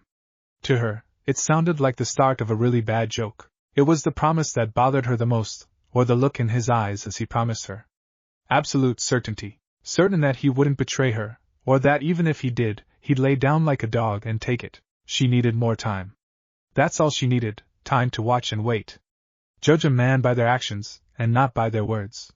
For words are just winds, but actions shape the world. If she was any less tired, Calawarner would have reprimanded herself for basing her life decisions off of some fortune cookie she had a month again as she threw on a fresh pair of clothes. But for now, she'd go with it. I don't like Zabuza or anything like that, but I also don't hate him either. Again, Rainier picked herself off the floor with a groan. Zabuza hadn't been lying when he said he'd beat them into shape. He was handing them ass-whoppings like candy on Halloween night, and she ate it up. The fact she had 30-pound weights attached to her wrists and ankles did nothing to help her. After all, is it wrong to want to please my master? A line of thought that had been becoming far more common in her mind than she expected. She settled back into the stance that was drilled into her head over the past week, making sure to wait for Zabuza's approval before she attacked. She found it unfair that her opponent had a knife, but that was the entire point of the exercise. Getting used to fighting an enemy who has every advantage, and what an unfair advantage it is. Rainier screamed in her own head as the short blade that had been causing her so much trouble today drew a thin line of blood on her neck, before she managed to pull away. Zabuza swiftly followed, running through a set style of moves he taught the trio over the past few nights, watching as Rainier did her best to counter, getting a few scrapes and shallow cuts that'd be healed up before the session was over. Then he got mean. His training is based off two phrases. Evolution through fear, and twice as much blood as sweat. So when Rainier thought she'd won the exchange by catching his knife hand by the wrist, she got a little surprise. He dropped the knife and in one swift motion freed himself from his pawn's clutches with a jerk of his elbow that twisted his torso. Zabuza used the momentum he had to knock Rainier off her feet with a low leg sweep, before he grabbed the falling knife out of the air, kneeling down to gently hold it against her throat. In Rainier's mind, all she knew was that one moment she had won, the next Zabuza was straddling her, with a knife under her chin. Cheater. Don't think you've won until your opponent is dead, he chided, though Rainier found it hard to meet his gaze given the position. Zabuza had no such troubles. Yes, sir, was the weak reply as she pulled herself upright with Zabuza's offered hand. Your stance is getting better. Keep running through the drills during the day, and you'll have them mastered in a month. Rainier straightened out at the praise, holding her chin high. It was a rare thing in Gregory to be given a compliment by a higher-up, and usually it was followed by some veiled barb. Here the barbs were short and to the point. Wounds meant to toughen, followed by words of encouragement. The dark-haired pawn didn't know why, but she found the distinction important. It was rather nice to have such a selfless, strong, generous person as her master, unlike that toad Kokabille. Einar. Rainier. Zabuza pulled her back from her quick trip into dreamland. It didn't seem to affect her in combat, so he didn't mind too much, but he need to train her out of it in the event of ambushes. A soldier that isn't paying attention is a soldier that isn't going to make it through the fight. Yes, sir. Way to go, Rainier. Now you made a fool of yourself. How will he ever trust you, if you can't even pay attention to training? I asked if you had any questions before I switch over to Middlet. He said the name with an edge of exasperation. Zabuza was not a creature of expression. He wore a mask over his face for a reason.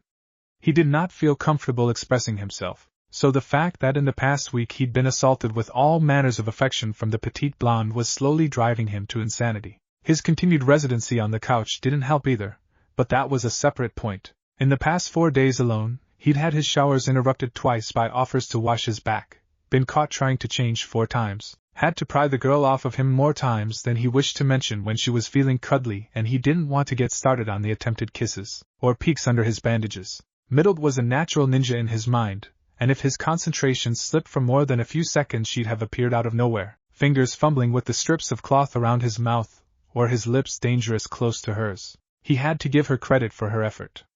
No matter how much he increased her training by, she always found time to try again, each failure only adding fuel to the fire. Least she was keeping him on his toes.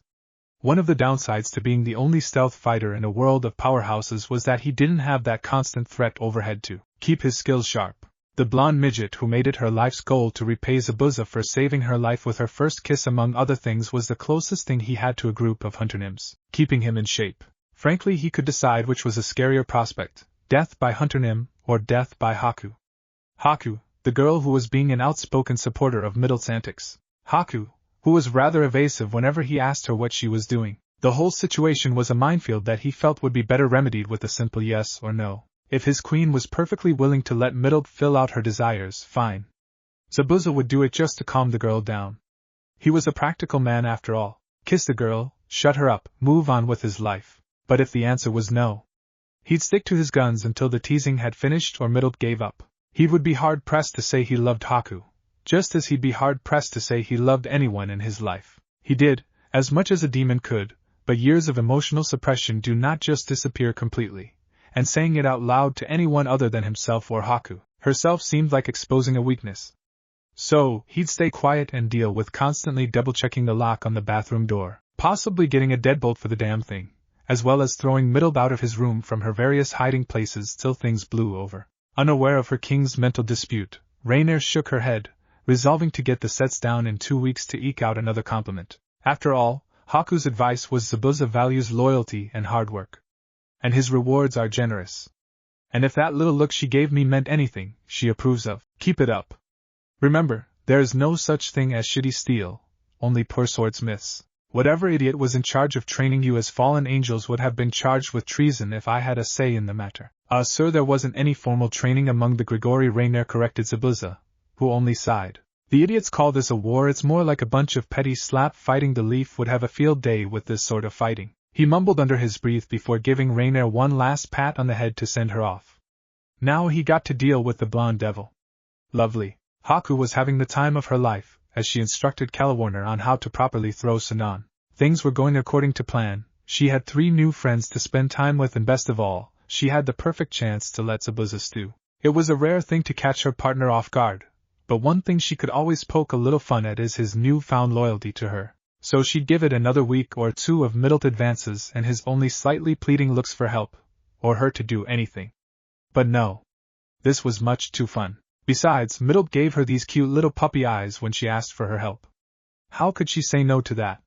Haku crumbled like a wet paper bag. Anyways, she died as a virgin in her past life, so by her logic, the universe owed her at least twice as much sex as the average person. Sure, Zabuza had stamina for days, but natural curiosity and a need to see just how many women her partner could handle at once drove her to come up with a devious plan involving a certain shark-toothed swordsman, and as many women as Haku could get on board. Haku. Calawarner dragged a reluctant Ice Queen back to reality from her visions of a little blonde with a tail and dog ears or a glorious orgy of flesh involving herself and any of the willing pawns.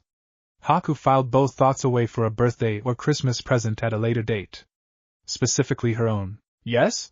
I don't think I'm doing it right, the tallest of the pawns muttered as she looked at the massive spread of her shots, only a third of which having hit the target. Practice. Anything can be achieved with enough practice. You are getting better though. Haku did her best to cheer the taller woman up, but she still had a look of hesitation. Besides, you could always ask Zabuza for some private training. I don't think I need that much help. Calawarner did her best to deadpan a response, but the tint of pink in her cheeks ruined the effect. Oh, alright, now come on. I know you can do better, so let's see a few more tries. Calawarner took her stance, left foot forward, right foot back, body twisted with a few strands of navy blue hair in her eye as she reached into the pouch at her lower back with both hands. Alright, deep breaths. Remember what Haku said? Learning to fight is like building a house. You need a solid foundation before you can put in any of the fancy decorations. A quick glance at the target range to judge distance, and the pawn was off. Right hand first, quickly followed by the left with a flick of the wrist and the sound of steel biting into wood just above the bull's eye. Just like that. Now do it again. Haku cheered as her thoughts ran wild. Give them a year, and Zabuza's pawns alone would be a force to be reckoned with. I want 10 hits in a row before we are done tonight, then you can finally get some sleep. Ugh, Calawarner didn't bother to hide the groan as she settled back into her stance. Yes, boss lady. Oh, I rather like that. But don't think it'll get you out of training. Haku's smile couldn't get brighter as she observed Calawarner, occasionally offering advice or encouragement till her pocket vibrated. Specifically, her phone. Oh my, didn't think she'd take such drastic measures. Haku shook her head as she read over the message, typing out her reply to Gremory Girl. It had been a quiet week, so something had to happen sooner or later, but this? This was too good to pass up. Good thing I haven't made dinner yet. Zabuza gave his pillow a quick punch to fluff it up before laying down, already feeling a bit drowsy from a night of instructing and his own training. The kicker was Haku's food. Chili. Hot, spicy and meaty chili. He had a love-hate relationship with spicy food. He enjoyed the taste, but it always made him drowsy and harder to focus if he ate it too close to bed, like he just did. It didn't bother him too much though. If anyone broke in, Haku could deal with them, and if she couldn't, the noise of a struggle would be more than enough to wake him up, spice-induced sleep or otherwise. So, with that in mind, he closed his eyes, adjusting the blanket on the couch one last time before he drifted off debating whether it'd be better to buy a new house or kick the girls out of his bed. Worry tomorrow, sleep now. Zabuza, a dreamy, light voice was calling out to him, and he could feel the weight of someone straddling his waist. Zabuza, the voice called out again. Even if it's Haku, I'm throwing her upstairs.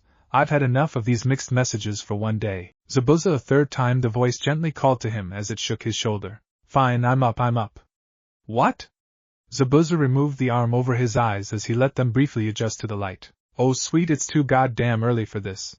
He ignored the wince of pain at the mention of him, to take another look, just to make sure this wasn't a dream brought along by eating too late. But no, straddling his waist, with only a thin blanket separating them, was a very real Rias Gremory. A very real, and very naked Rias Gremory, with a come-hither look on her face. That's it, I'm going back to sleep.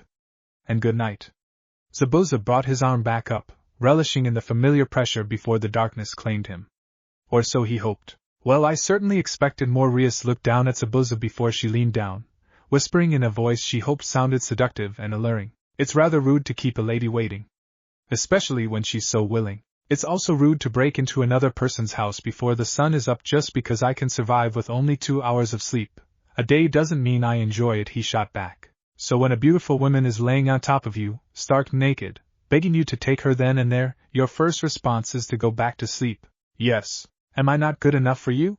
Rias moved Zabuza's arms so he had to actually look at her. Guilt tripping him into having sex with her wasn't her preferred tactic, but after Greya shot down her attempt with Issei, the Gremory heir was starting to feel a bit desperate. Yes, now with all due disrespect, good night. Zabuza closed his eyes and attempted to block out the world.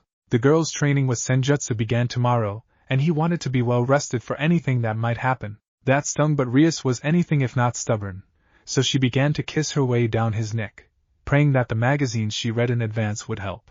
You know how much I'll owe you for this, right? How good we could feel together. You and me, getting all hot and sweaty. The things I could do to you. Or are you scared? When in doubt, poke the most dangerous and temperamental of beasts. The male ego. Zabuza cracked one eye open at the barb.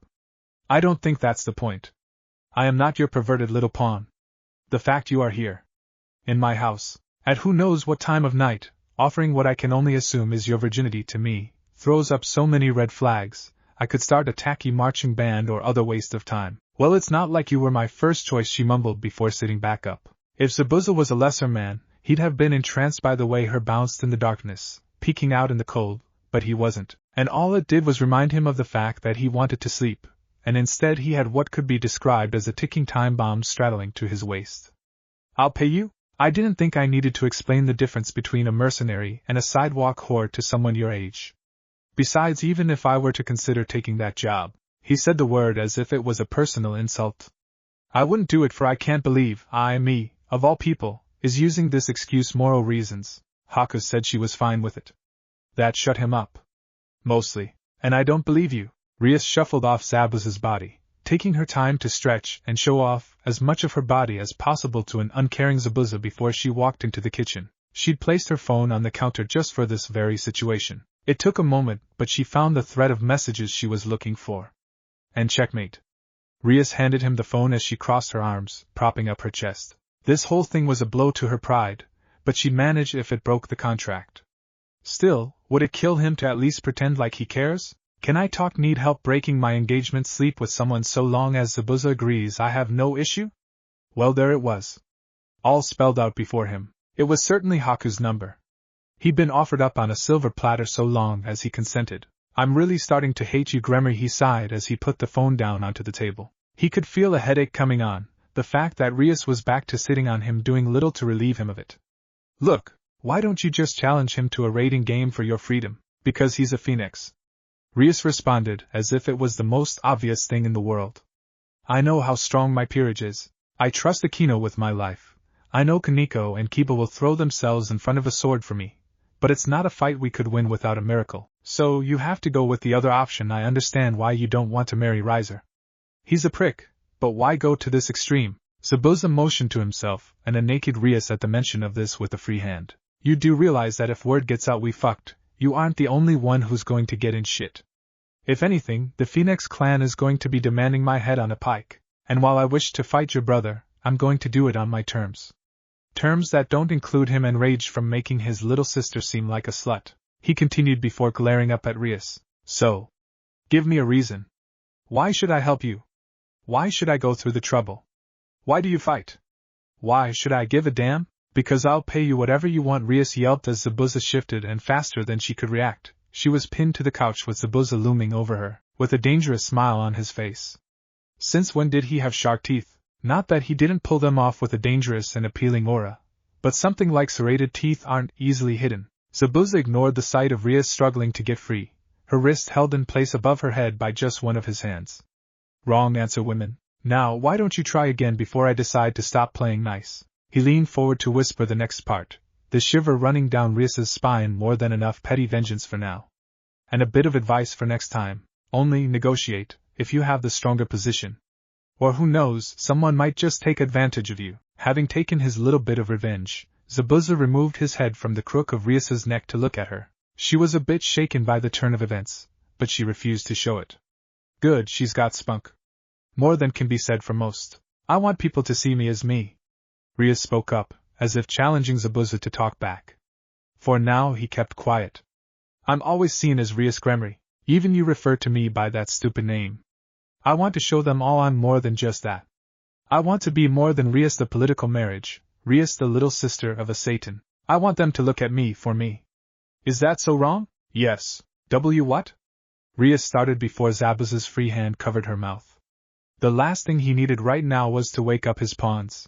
Rainier and Calawarner would probably have a few awkward questions to ask, while Middled, knowing her, would want to join in on the perceived fun. I expected something more than a little girl standing on a soapbox screaming for attention.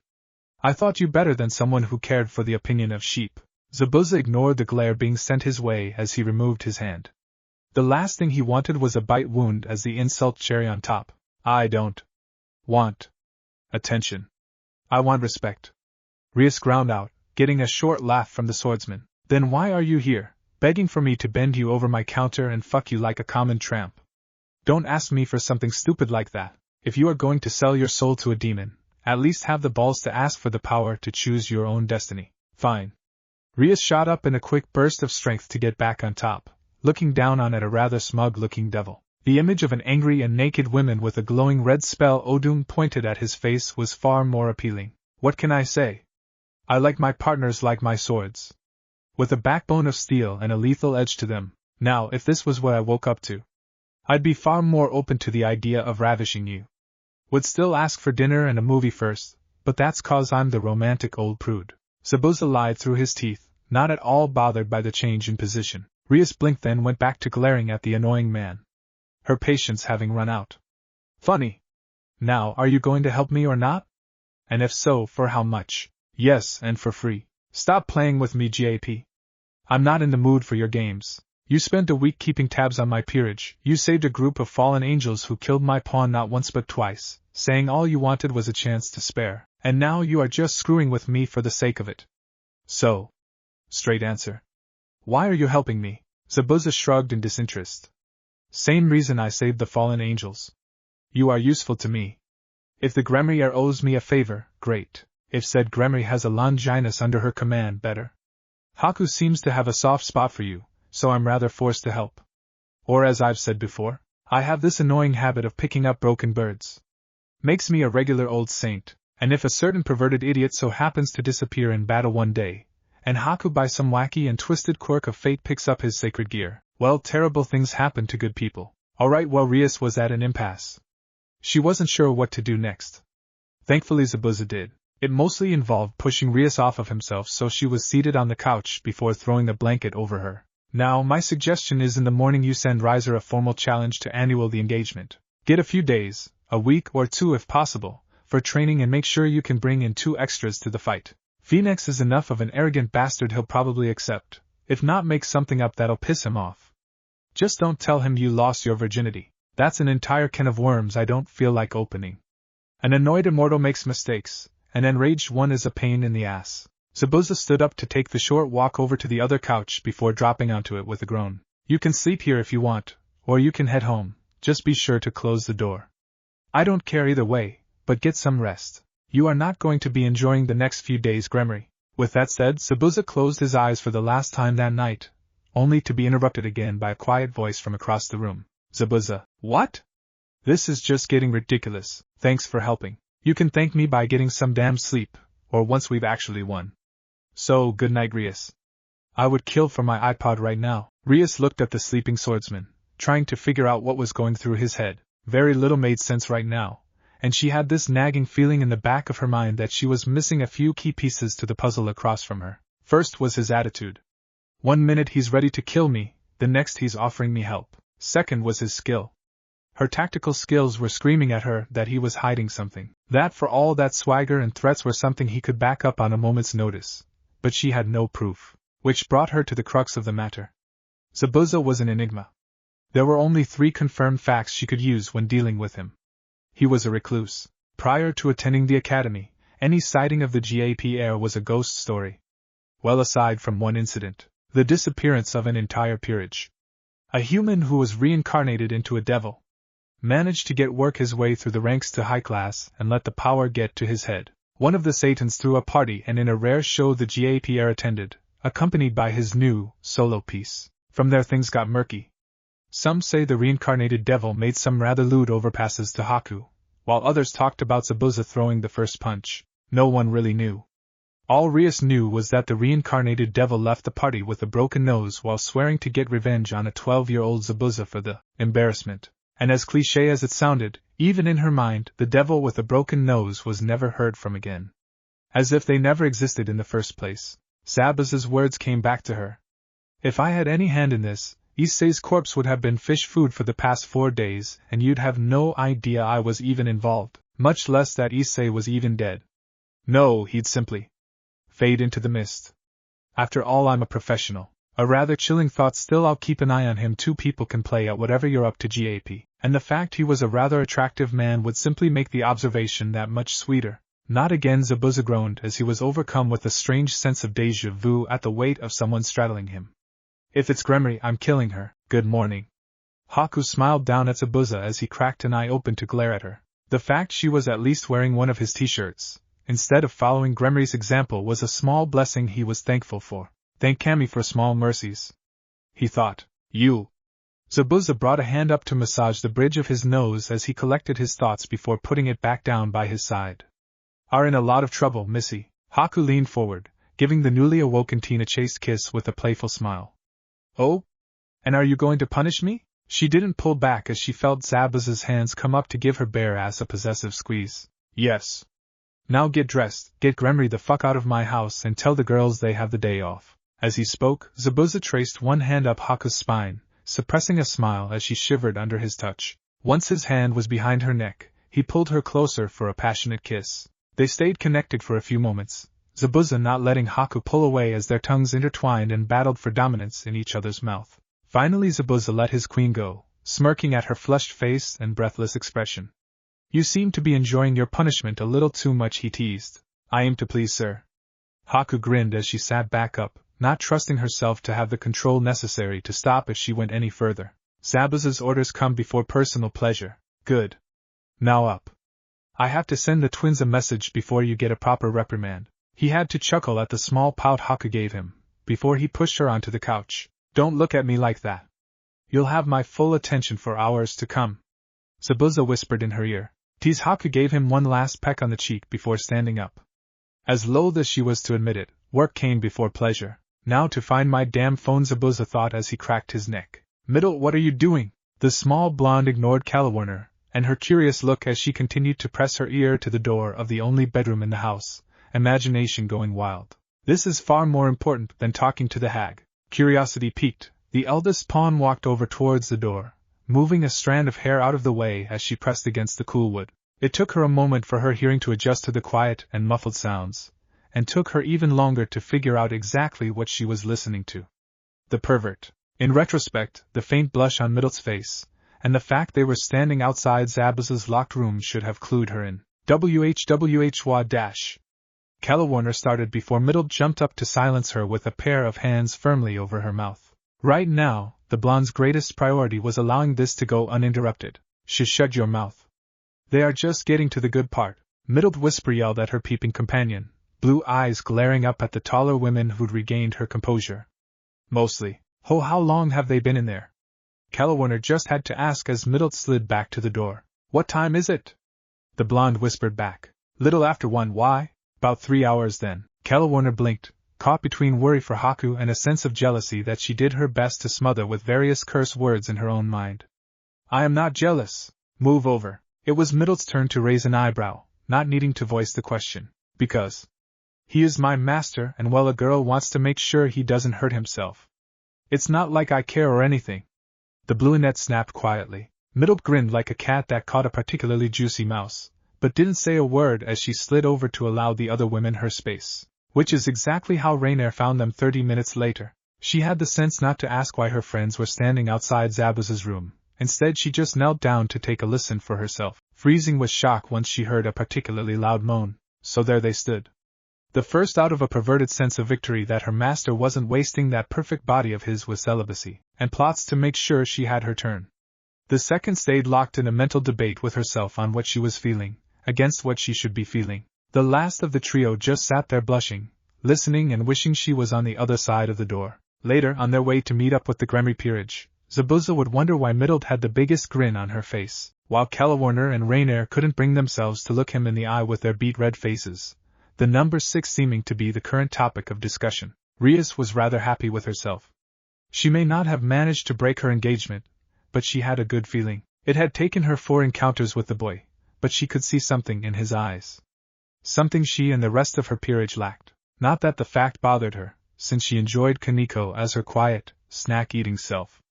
Or Akino as she teased, acting as the club's older sister. Issei as the adorable little pervert, or Kiba as a perfect gentleman. Even Asia, who joined them for such a short time, had worked her way into Rias's heart. So no, she would not want to see the spark of a soldier in their eyes. No, not a soldier. The glint was too wild, too chaotic for a professional soldier, but too cold and uncaring for a warrior like her cousin. Zabuza was an assassin in her mind, which meant he was to be handled with care, since his loyalties went to the highest bidder. Yen for your thoughts, Prez? Aquino said, handing the redhead her tea, with a soft smile. She and the rest of the Occult Research Club had already been informed of both Rias's marriage situation, as well as Zabuza's involvement.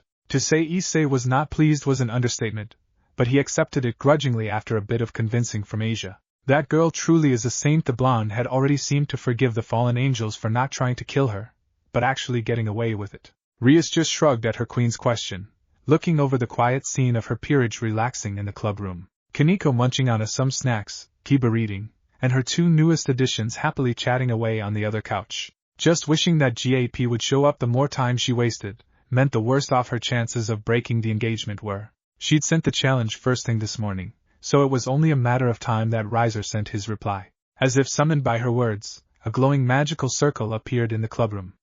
Finally. The Gremory heir thought with relief before it turned red, flames pouring out of it. Rias swore in her mind as Riser and his entire peerage appeared in her clubroom. Riser himself wore a look of such smug superiority that she wanted to vomit. He stepped forward, arms wide in that tacky red blazer of his. Rias, how lovely to see you. I just thought I'd drop by and congratulate you on pulling such a great practical joke on my father and I. It wasn't a joke, Riser. I'm not marrying you. 10 days from now, your peerage against mine. With a bit of outside help, of course. Rias smiled to herself as the smirk on Riser's face faltered. He must have actually thought it was a joke. Riser took a step forward with a chuckle, only for Kaneko and Kiba to block his path. You can stop playing now, Rias. It was funny the first time, and amusing the second time, but really. Why would anyone want to turn down me? The blonde threw back his head, in a pose he probably thought dramatic as the entirety of his peerage, -1, swooned on themselves. Asia held Issei back from punching the enemy of all poor men everywhere as the blonde continued. It's cute how you've always played hard to get, but don't worry. In a few weeks, even after this little play fight of yours, I'll be able to show you the pleasures of being a woman with a real man. You'd be a lovely addition to my harem. I'll even get rid of these pigs for you. Riser waved his hand over at a blank-faced Kiba and an irritated Issei. Who do you think you are thinking you can just treat Prez's virginity like it's a damn Pokemon to be caught? Issei snapped, only to get the business end of a wooden staff in his throat from a girl with blue hair. Don't you dare talk to Lord Riser like that, you scum. Now Mira, don't worry. Riser came up to the girl's side, lifting her chin up to give her a rather impassioned kiss in full view for everyone to see. I can take care of swine myself. Wouldn't want you to dirty your hands with filth. The blonde turned to glare down at a coughing Issei. Well, scum, I hope you enjoy the last 5 seconds of your life. Insulting a high-class devil such as myself is punishable by death. Riser shot a ball of flame in the pawn's direction, only for it to be stopped by Kiba's interference, his blade absorbing the flicker heat. Riser! Those are members of my peerage. You will stop this instant or else. Rias threatened, even as she prayed for Zabuza's arrival to help even the odds. Yes, what Riser was doing would be frowned upon and punished, but in the long run it wouldn't ruin his engagement to her. Devil laws were rather sexist and unfair in some ways after all. Riser just shrugged as more flames appeared in his hands. In his mind he had two options. He could listen to Rias and back down. An action that just didn't sit well with him. He was a phoenix. He was immortal. He wasn't going to back down just cause some woman told him to. The far more preferable option was kill off the pigs now. Would make things easier for this farce of a raiding game, and it'd show Rias that he was serious about her. Yes. That works. Riser raised both hands with a wicked grin as more fire appeared. Sorry, Rias, I didn't hear you. You want me to burn them to a crisp? Happily, the spell had barely left his hand before Riser found his arms bound in chains. Chains in the shape of shuriken that connected two cloaked figures. Told you we had enough time to stop at McDonald's for a burger. The one on the left spoke in a metallic voice, the majority their faces obscured by a large black rebreather connected to a metal band over their forehead. The one on the right had a single horn attached to the center of his headband, while the one who spoke first had two. You say as we barely arrive in time to protect the customer, said the second figure in a similarly mechanical voice, their tattered gray cloak covering up the entirety of their body, aside from the part slightly lift to show they each held one end of the chain as it dug into Riser's flesh. Boss would kill us if we lost one of the customers so early. Ah fuck, good point, well screw it. Everyone's safe, so what's the point of worrying? Aside from fried chicken boy here, the rest are small fries, man. Think boss will feed us after this. I'm starved for some reason. One Horn motioned with his head to the Phoenix peerage, who were chomping at the bit to attack the two idiots who dared raise their hand against their master. Riser, for his part, just kept his look of smug superiority up, laughing internally at the foolishness of thinking they could beat him. How am I to know? Focus on the job. Boss said he'd be running late since Haku needed to be punished. His words, not mine. Rias wasn't sure how someone who sounded like they were talking with a tin can over their mouth could sound so deadpan, but there it was. But they said Haku's, so they must be part of Zabuza's peerage. Finally, some reinforcements. Damn. She gets all the luck. So One Horn glanced at Riser. Turkey dinner. We going to play nice, or am I going to have to cook your goose? Now you're just taunting him. And stop with the food puns.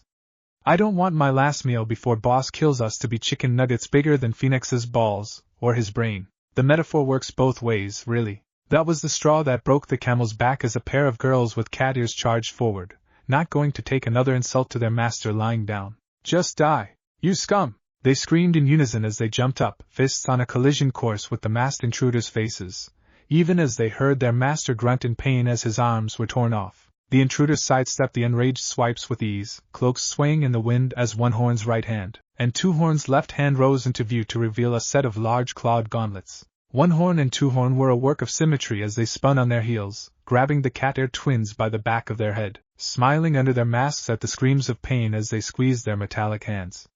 But they weren't done yet. Their master had taught them long ago that if you were going to give someone a warning, it was always best to go overboard, rather than have it fall flat. So Riser could only watch as he got his fire ready to immolate the intruders into the afterlife as they charged each other, still with a firm grip on his pawn's head.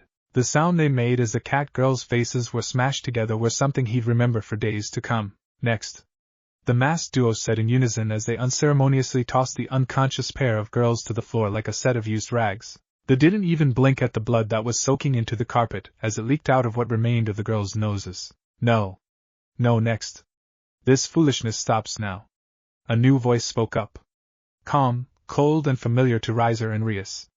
Riser. You will take your peerage and leave. Any more of your foolishness, and I will be forced to inform your father. Riser just glared at the silver-haired woman as Grafia turned her attention to the cloaked figures. And you too will leave the premises of this school. By choice, or by casket. One Horn just blew out a breath. And who are you to kick us out? We don't take orders from grannies. Boss was invited here for a meeting, and since we can no longer have any fun with ham sandwich over there, you can shove off. That wasn't even closely related to poultry. Two Horns put in as the collective jaws dropped. You know as well as I do that we only have one job. Kill whoever the boss tells us to, and protect whoever he tells us to. Making creative insults is not on that list. Isn't that 2 jobs? Asia said before One Horn gave her an amused glance. What can I say? Counting isn't one of my jobs either. If you are done, Rias started, deciding she'd better take care of the situation before even more damage was done to both her clubroom or her allies.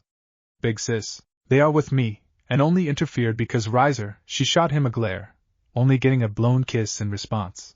Tried to kill my pawn and my knight. It was an act of self-defense, not completely the truth, but more than close enough. I see. Grafia turned to the Phoenix peerage. And what are you still doing here? I suggest you leave before I lodge a formal complaint to your father. I'm sure Lord Phoenix would be delighted to hear how one of his sons had been acting. With that threat hanging over his head, 2 of his peerage grabbed the mangled twins before beating a hasty retreat. Of course, Riser couldn't go without a parting shot. Rias. I suggest you spend the next few days shopping for wedding dresses. After that, I will enjoy breaking you of your rebellious spirit, till you beg for it. One Horn responded with a holy knife pressed to the prick's throat. The look of surprise on his face would be a welcome memory for later. The only one begging for a cock around here will be you after we cut it off, rooster boy. Not having a clever response ready, Riser made the wise decision of retreating for now, shortly followed by Grafia, wishing her sister-in-law good luck with one last warning glare to the cloaked strangers. The tense atmosphere was quickly replaced with awkward silence before Two Horns spoke up. Greetings. Boss will be along shortly. Those words did nothing as the 2 groups stood staring at each other, not sure how to proceed. Dare I ask? Zabuza cocked an eyebrow at the scene before him. Issei was laid out on the couch, head in Asia's lap as the remainder of Occult Research Club stood around their president, staring down the pair of cloaked figures. The clubroom had seen better days, with scorch marks and charred carpet. We just want to say. Two Horns spoke up as he turned on his heels to face Zabuza. It wasn't our fault. One Horn finished as he too turned, bowing his head slightly. Rias watched as her fellow king nodded, tossing a paper bag to Two Horn, while holding out a McDonald's drink to One Horn, who took it with a small thank you. Eventually he turned to look at the redhead. Phoenix? She simply nodded, allowing the GAP peerage to pile into the clubroom. What's up with them? Rias wondered as she noticed Zabuza's 3 pawns seemed unwilling to meet his gaze, and were doing their best to imitate the color of her hair. Haku won't be joining us? Akino asked, curious as the noticeable absence of the queen piece. If anything, the 3 pawns' faces grew even brighter, with Middle bursting into a fit of giggles. Warner stopped her with a quick smack to the back of her head. Haku. Zabuza began as he took his seat in the center of the couch, One Horn and Two Horn not even hesitating to take the place by his side. Is two, he chose his words carefully, as Akino enjoyed the rising blush on the trio's face. Tired to attend. Besides, if in the event Phoenix was stupid enough to attack me, I have these 2 idiots to deal with, morons like him, he said as he stretched his arms out to rest on the couch. See, told you he loves us. Two Horn said as he looked through the bag like it held untold treasures. The constant insults and abuse just prove it. The smirk could be heard in One Horn's altered voice as he snuggled up close to the uniform-wearing assassin, drawing the jealousy of not 1, not 2 but 3 former angels. Boss is such a tsundere, agreed. Probably left Haku in a pile of pleased mush. Boss will also kick you 2 smart mouths out on the street for the night if he hears another wise crack. You 2 are almost as bad as Haku. Zabuza let out a long-suffering sigh as he gave the twins a half-hearted glare. In response, they just took off their rebreathers to enjoy their snack. Middle hid a giggle behind a discreet cough, as the former angels took their seats on the couch. Rainier and Warner sat next to One Horn and Two Horn respectively, while Middle was pushed to the floor for trying to sit in Zabuza's lap. The Occult Research Club's reactions to the conversation was mixed.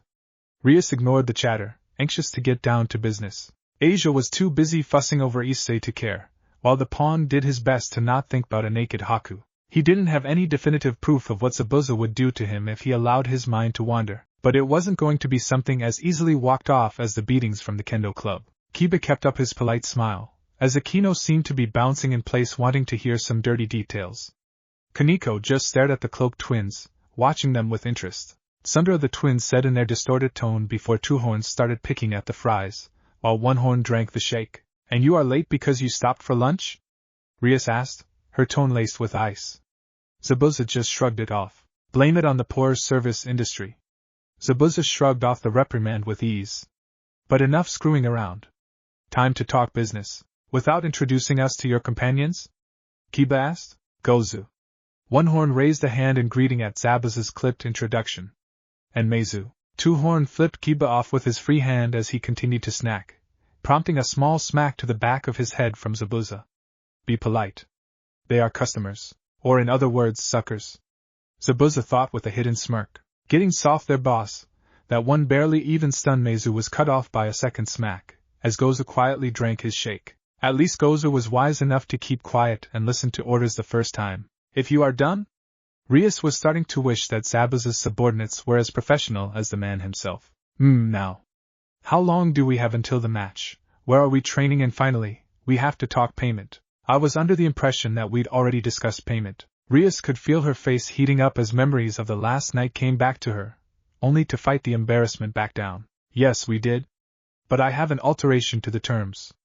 I help you win. I get my payment, and fate willing, that is the end of our business together. We go back to being nothing more than classmates for a week or two, till something else happens to force our interaction. You make it sound as if we're stuck with each other. Rias thought the reworking of the agreement over for a moment. So far all of Zabuza's requests had been weird but fair. The least I can do is hear him out. What do you want as payment? She realized she'd walked into a trap the moment she met his eyes. They'd gone from relaxed, to the cold, calculating look that so unnerved her. Zabuza cracked his neck as he leaned forward to stare into Rias's eyes. 2 small things. Nothing expensive, or even time-consuming.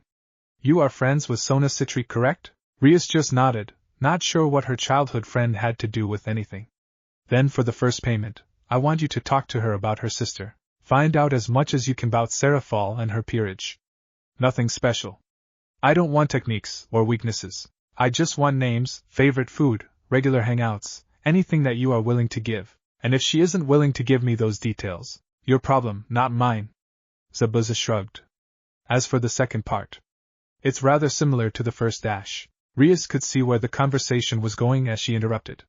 You want details on my brother's peerage as well, don't you? The redhead couldn't see the actual smile, but she knew it was there under the scarf. Yes.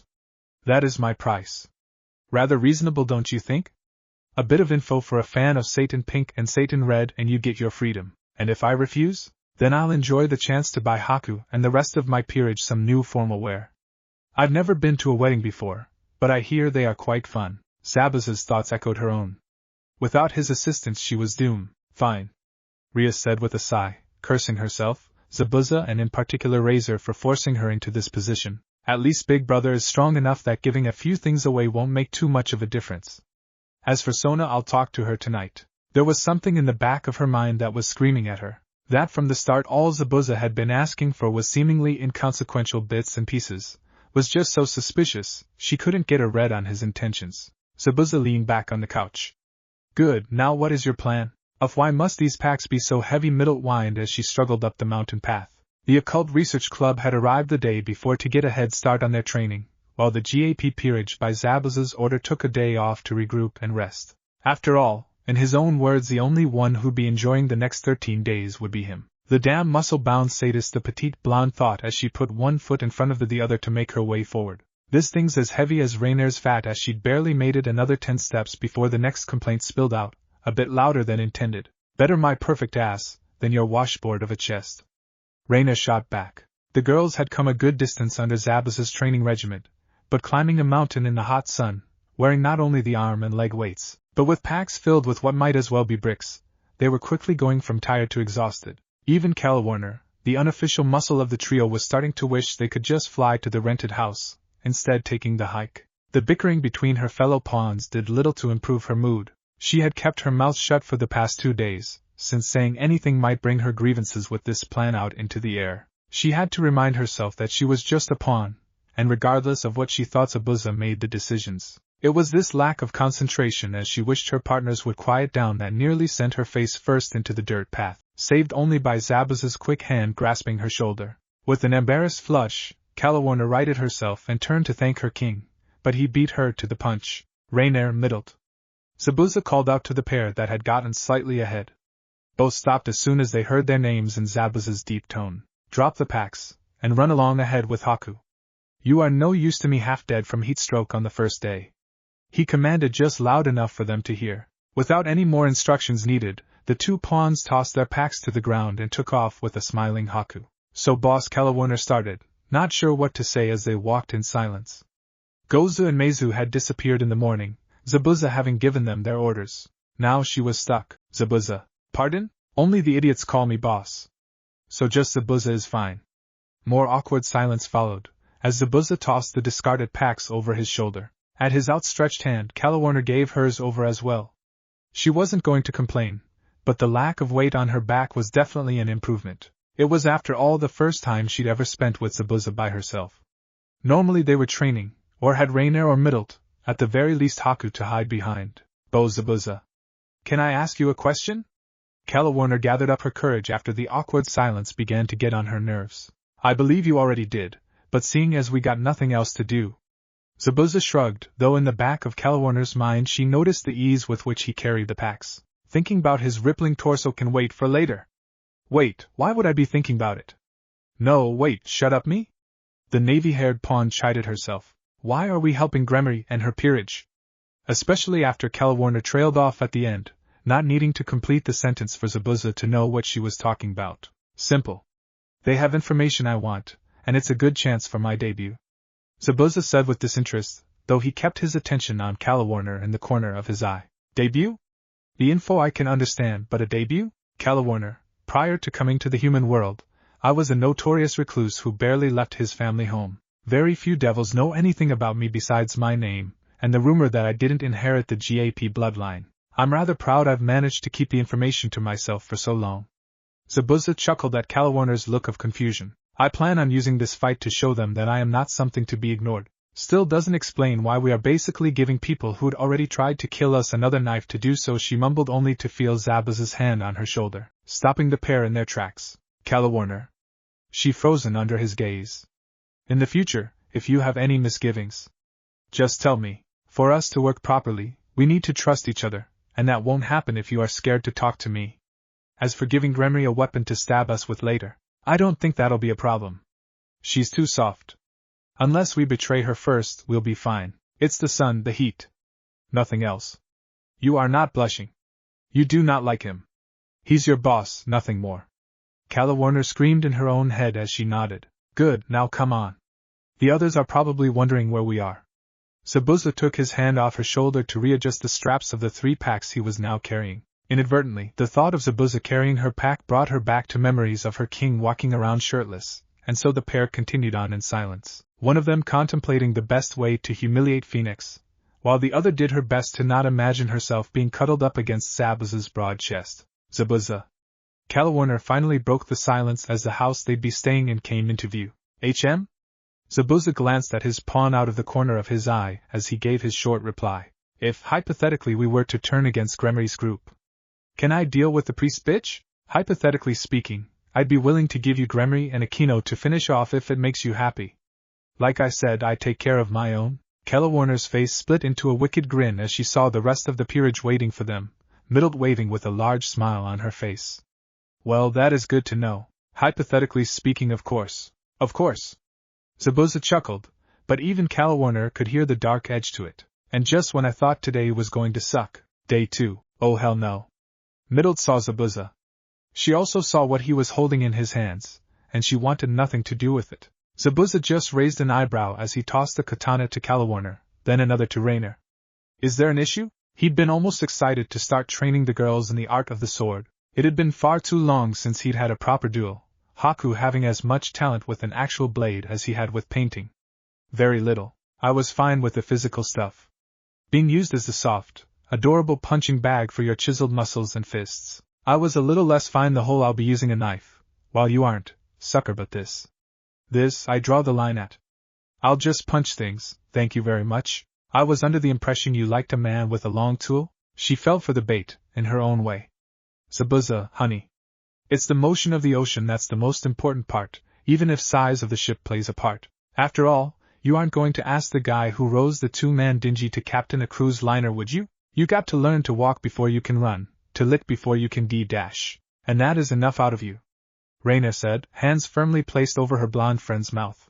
Zabuza could already feel a headache coming on, but smothered it down as he stared down Middle, cold gaze meeting puppy dog eyes as the 2 wills clashed. Middle eventually gave up, extending a hand to take her blade. Don't worry, Middle, I'll be gentle. To which the blonde could only grumble. 'Cause of course, the moment he starts to get playful is when he's halfway through turning us into beef cutlets. She continued to herself as Zabuza began demonstrating how to maintain and clean the blade. Day 4. He's a sadist, a beautiful, sexy, evil, sexy sadist. Middle said, her voice muffled by the pillow. I don't know what you are complaining about. It's not that bad. Calawarner said as she finished squeezing into one of her new shirts and began looking for a towel. Says the hag. Raina spoke up from her bed, wishing she wasn't too tired to peg the brunette with a pillow, or better yet a knife if she had one. Just he looks so innocent. He is always smiling and always so nice, yet she continued with a shiver at the memories of the past 3 days. Zabuza hadn't done anything overly bad, he just didn't seem to understand the concept of a break. From dawn till the late afternoon, it was exercise, exercise and more exercise until Rainier couldn't draw another drop of power out of her tired form. Sorry, we aren't a walking ball of muscles, stamina and jiggle physics. Some of us have to fill out the token cute role of this trio, instead of the Amazon. Like anyone with a brain, I have slight issues with Zabuza coming at me with a sword that can cut through trees like butter. Only Middle rolled onto her side to look out the window and at the forest beyond it, knowing that during their 3 days of sparring Zabuza had leveled an impressive path as they fought for their lives. Evolution through fear. Leg. More like beat us with a hammer till we become a shape he deems useful. Calawarner thought, towel in hand, well, if you two are going to do nothing but complain all night, I shall be taking a soak in the bath. Grandma Prime has got to wash away the wrinkles and air out the udders. I think I'll be here with Grandma the Second. Middle rolled off her bed to avoid the pair of pillows rocketing towards her face. Baiting her fellow pawns about their age was her second favorite pastime, and on any day it paid off. Aches and pains from landing on hardwood flooring being a small price to pain. Like the perverted cockroach you are. I'm surprised he hasn't just tossed you into a straitjacket by this point. Rainier shot back, wondering exactly what Zabuza would do if Middle actually succeeded in one of her perverted adventures. TSK, my dear Rainier. One would think you don't pay attention to your surroundings. Middle puffed up her chest as Calwarner groaned. If that isn't a case of the pot calling the kettle black, I don't know what is. The black-haired pawn mumbled. Agreed. Ye have little faith. Zabuza is madly in love with all of us. Me mostly, but I'm sure you fit in here somewhere. Middle waggled her finger at her fellow pawn's look of disbelief. Neither Calwarner nor Rainier spoke for the next few moments as their minds tried to process the statement that had just been put forward. It was Calwarner who broke the silence first. I would kill for 5 minutes inside your head, just to see how the hell you came to that conclusion. Please. You just need one last little revelation before it all makes sense. And you need some serious help. I think Zabuza missed a few pieces after the Gremory bitch blew you up. Rainier shook her head, not willing to work herself up to the possibility. Just hear me out here. It's about the mystery twins. Middle threw in, hoping their curiosity would win them over. Eventually Rainier did speak, voice muffled through the pillow she was trying to get comfortable with. What about them? Don't care. A rather clipped response, even for Calwarner. I'm just saying. How long have we been with Zabuza? A couple weeks. Calwarner's eyes narrowed on the blonde, hoping she'd get to the point soon so she could have a bath. And how long do you think the twins have been with him? Rainier shrugged in unison with Calwarner. Exactly. We don't know. But what we do know is this. How easy do you think I'd be for you and Zabuza to walk into a tense situation and banter like nothing ever happened? Middle took their continued silence as an answer. So, 2 possibilities exist. The first, and least likely option is that they are simply like that and Zabuza has adapted with the flow to suit the conversational needs of 2 pawns. Or, they have been with him so long that trading insults and tough love has become their usual form of conversation. After all, what did they call Zabuza? Boss? Rainier supplied. Wrong. A typical nickname, of little importance. It's impersonal while denoting a level of respect and loyalty, but still of little importance. The word you are looking for is tsundere. We care about your manga archetypes. Why? Calwarner could already feel the headache coming on. Because it fits. Like a muscle shirt over those rippling muscles of his. Look at any interaction between him and Haku. Cold fondness is the best way to describe what we've actually seen of his relationship with Sis. But Haku around Zabuza? Old married couple? Rainier felt she'd been reduced to one-word answers as Middle's wild conclusions had spun out of her and Calwarner's control. The worst part being she was finally starting to talk some sense. Smitten. Love-struck puppy smitten. We all saw how she reacted to the perverted monkey when he tried to hit Zabuza. He could have dodged. Hell, any of us could have dodged that punch. But no, it was all stunned silence and the creaking of strained wrist bones. No hesitation in her actions. Middle began to pace as Calwarner finally succumbed to the urge to pinch the bridge of her nose. A regular Mr. Jane you are. And this relates to our supposed feelings how? Calwarner asked. Because how has he reacted to any type of attention we've shown him? When either of you tried to get in close, give him a peek or try and flirt. No looking coy. I'm not stupid. Rainier's had it written across her face since day one. And you're in just as deep, Calwarner. Least I've had the balls to actively go after the beefcake. The only difference between you two is how far along in denial you are. Both girls refused to dignify that with a response, even if the scarlet cheeks told Middle all she needed to know. Same coldness that Haku normally gets would be the correct answer. The only difference is that we have yet to know him long enough for him to be comfortable around him. If only he was more willing to spend some personal time together. A little skinship would do wonders. Crying shame, that's what it is. Calwarner succeeded, in her own mind at least, in keeping her voice level and sarcastic, as she internally agreed with Middle's conclusion. After all, it was only proper for her to want to develop a closer relationship with her new boss. Pure professionalism. Nothing more, truly. Rainier didn't even bother to hide her edge of disappointment, as her mind rapidly started spinning small tales and fantasies that more often than not ended with her and a certain spiky-haired swordsman together in the shower or the kitchen, or the bed, or bad Rainier. Focus on the current task. But what about Haku? What about her? Middle flopped back onto her bed. What would she do if she thought we were going to steal Zabuza from her? Remove us most likely. Middle joked before she started to dwell on the possibility. The 3 of them had done more training in the past few days than the last few years combined, but none of them had seen what Haku was capable of. It seemed she wasn't the only one as the dawning look overtook Calwarner and Rainier as well. I wouldn't do something so drastic. You may lose an eye or a limb if you go too far, but I'd be more than happy to let you live. Haku was thankful that it took specialized training for devils, reincarnated or not, to reach a decibel able to shatter glass. Later, the girls would remark upon how quickly a daydream can descend into a nightmare dressed in a fluffy blue bathrobe, as that one quiet declaration dragged them out of their purely professional musings and shameless fantasies. Good to see all of you in such high spirits.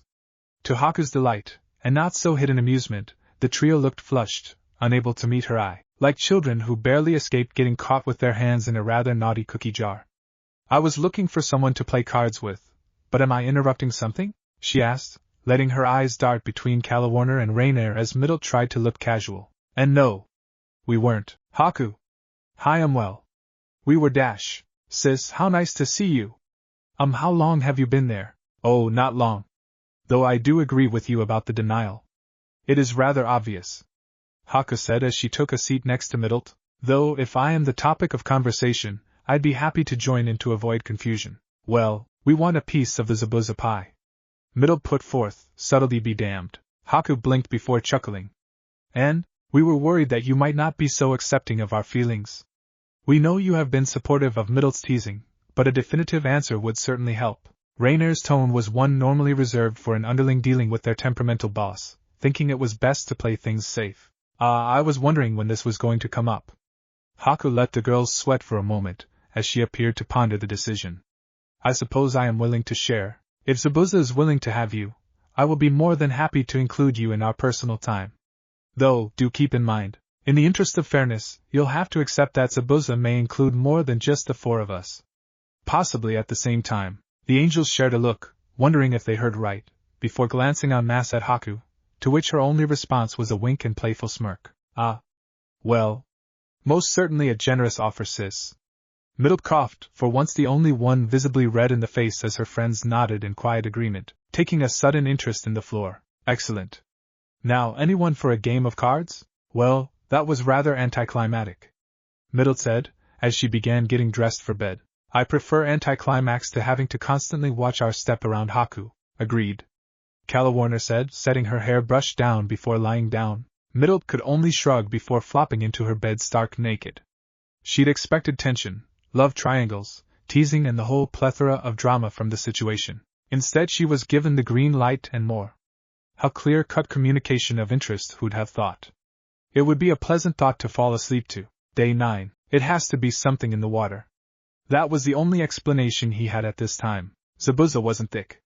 He could take a hint, especially when they were being broadcast with as much subtlety as a chidori to the face.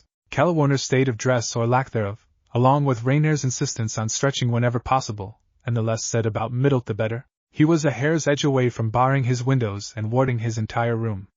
What had changed in the last 5 days to make them all so touchy? The worst part is, if anyone came to me complaining about having a similar problem, I'd have throttled them. But no, his loyalty to Haku was worth more than his own personal convenience. He just hoped he found a way to resolve things without hurting the girls, or more importantly damaging their potential. Here you go, boss. Just what he needed. A distraction from the sudden invasion of women in his life. Boom, do you love us or do you love us? The twins said with a smirk hidden behind their masks as they dropped a short stack of papers at the foot of Zabuza's pool chair. You want an honest answer? Zabuza said, reaching forward to leaf through the pages. It felt good to bask in the sun, with nothing more than swimming shorts and his usual bandages on, but then his eternal left and right hand came with business to attend to. Nope. They chorused before taking a seat in the chair beside their boss, seemingly unperturbed by the heat in their full-body cloaks and rebreathers. We'd prefer to keep the fantasy alive as long as possible, Goza said, glancing across the pool to see Haku and their fellow pawns enjoying the time off. Both of the twins knew how hellish Zabuza's training regimens could be, especially when the boss offered his full attention to improving their progress. Still, the girls didn't look too bad. A patchwork of scrapes, cuts and bruises stood out in a way that was almost nostalgic to the younger twin. They had sported a similar set when they first started working with Zabuza. Just meant that they were taking the training seriously. Yeah. An honest answer might break our fragile little hearts. Meizu chimed in as Zabuza let out a huff of air, halfway between amused annoyance and reluctant enjoyment. You two would be perfect if those masks doubled as muzzles. Zabuza finished skimming the pages, folding the corners of 3 for later inspection. Perfection is overrated. Always leave room for improvement. It's about the journey and all that bull. You two have anything important to say, or are we just going to spend the afternoon wasting time like a couple of kids? Zabuza didn't glare at the two of them. He knew it had been a long time since either had been scared of him, but he should at least pretend to be in control of the conversation. Well, the correct answer is no. Zabuza cut in at Meizu's pondering, knowing there was a pout hidden under the usual rebreather. Platon wanted us to deliver a message. No new info has been obtained on potential peerage members. No new info on our long-term or short-term targets, and we've been offered a few jobs by some of our regulars that can be taken in the event we start running lower on funds than we can normally scrounge together. Goza listed off the top of his head the important topics Zabuza needed an update on. Zabuza leaned back to think. He always seemed to do his best thinking lying down, a habit that was carefully mocked by Haku, and snickered about by his current audience. Milan's message? Might as well work down the list. An invitation to his granddaughter's 17th birthday in 2 weeks. He had to blink at that. Zabuza had done numerous jobs for the Russian in the past 3 years, ranging from wet work to smuggling, and they got along fairly well. But this was unprecedented. The story checks out, boss. We did some digging, and unless the old bear wants to clean house of every ally and family connection he has, this is just a party. Meizu tossed in, receiving a nod. Whenever you get a chance, send him a message that I'll attend. Guests? The twins shook their head. Invite only. No plus ones? Zabuza had to snort at that. Well, it's not like I can't protect myself. He now had to get around to buying a suit in the near future, or something classy. Win or lose, he was going to Rias's celebration in whatever he damn well felt like. But for a meeting among some of Russia's criminal elite, one had to dress appropriately. And the other objective? Zabuza asked, having gotten to the back of the stack, looking over the attached pictures with a critical eye. They were good on funds for the next 2 months so long as any more surprise expenses didn't pop up. An attempted coup, years as a missing mean, and dreams of once being Mizukic had taught Zabuza a lesson in finances and forward planning. That those who didn't do them paid enough attention were set for failure, for options that fit your requests. Personally, we'd recommend the third option. Aside from one small problem, it'd be perfect. Would hardly call a group of 2-bit gangsters being holed up in it a small problem, but hey, whoever asked for my opinion? Meizu griped. Noon with a lick of sense, I would imagine. How long will it take you to remove the pests and get things situated? Zabuza crumbled up 3 pages worth of solutions to his housing problem before looking over the final option. After 3 days of sleeping on a bed again, he had resolved to never sleep on a couch again if he could help it. Full purge, boss? Zabuza just nodded. We strike quick enough, we'd be finished with the cleanup in 2 days with minimal chance of leakage. 3 days if we want to avoid the attention of the authorities. Goes amused. Then get to it. Meizu groaned. Yay, fucking moving duty dash. Get everything in place before we are done with the training camp, and you two get first pick on your rooms. Zabuza interrupted as he settled back in his chair. Any room? Meizu asked, eyebrow raised in suspicion. Any room. Zabuza had never seen the twins move so fast in his life. Guess it all came down to proper motivation. Rainier had to wonder if there was such a thing as a pleasant pain. If so, she was feeling it right now as she stared up at the sky, lying on her back in the pool as Middle sat by the poolside with Haku. The past 6 days had been grueling on both her pride and her body. The latter was only held together by the liberal amounts of healing magic Zabuza used during the spares, while the former had taken a back seat to her growing sensibility. In the past, Rainier had believed herself competent, middling at best on the power scale if one wanted to be generous, but competent at her tasks. She'd survived what counted as basic training for the fallen angel. A 1-hour spare against an opponent chosen for you. You survived, won the fight, or just impressed the judge, you'd be allowed to help the cause. You failed? Told to come back later once you are worth a damn. Usually in those exact words. Training was a foreign concept to her, and one she had mixed feeling about. She could feel herself getting stronger, see each movement executed with subtly increasing precision and strength at each repetition. It was invigorating in its own way, and even if she felt like hell afterwards, it was worth it. If not to see that quiet bit of approval in Zabuza's eye as one of his kicks were blocked, or a punch dodged, it was worth it for herself. She'd been given another chance, and this time it'd be used to make herself happy. They are scheming something. Rainier rolled over, treading water as she looked at Calawarner in slight confusion. A feeling she was growing used to since meeting her king. It had surprised all three of the former angels when Zabuza spent their first day of the 14-day training period, not training. He'd given each of them a stack of cash, a handwritten list, and a stern look before sending them along with Haku to a local mall with a mission to expand their wardrobe beyond 2 pairs of hot pants and some sports bras. It had been an interesting outing to say the least, and when they came back to the house with enough clothes to outfit a small army, Zabuza didn't seem to mind. At least the pool had explained why he listed swimming attire under necessary purchases. And she wasn't the only one who'd taken advantage of this to show off. Calawarner's swimsuit was little more than patches of black cloth to cover the important bits strung along thin string that left nothing to the imagination, a fact Rainier imagined was alright for the buxom women. She'd never been ashamed of her body, happy to flaunt her generous endowment, and the lack of subtlety seemed to suit her as she tried to catch Zabuza's eye by strutting along before getting in the pool, only to be promptly ignored. Not that my attempt went much better.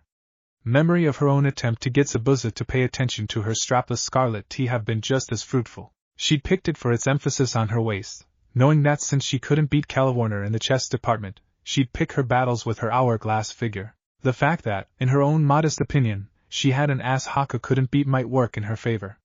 Something she was trying her best to point out to Zabuza at any opportunity. Of course, none of the girls realized by this point that unlike the overwhelming majority of males in their universe, the only time their king thought about their respective chest sizes in a heated sense was in the terms of heated battle. In his own perfect world, all of them would be as flat as middled, with the physique of Calawarner and the drive of Rainier. He was also smart enough to not mention this to anyone, and be thankful that he had 3 pawns that were at least willing to strive for improvement. Physical appearances rarely mattered in competitions of strength. You say that if it's a new thing.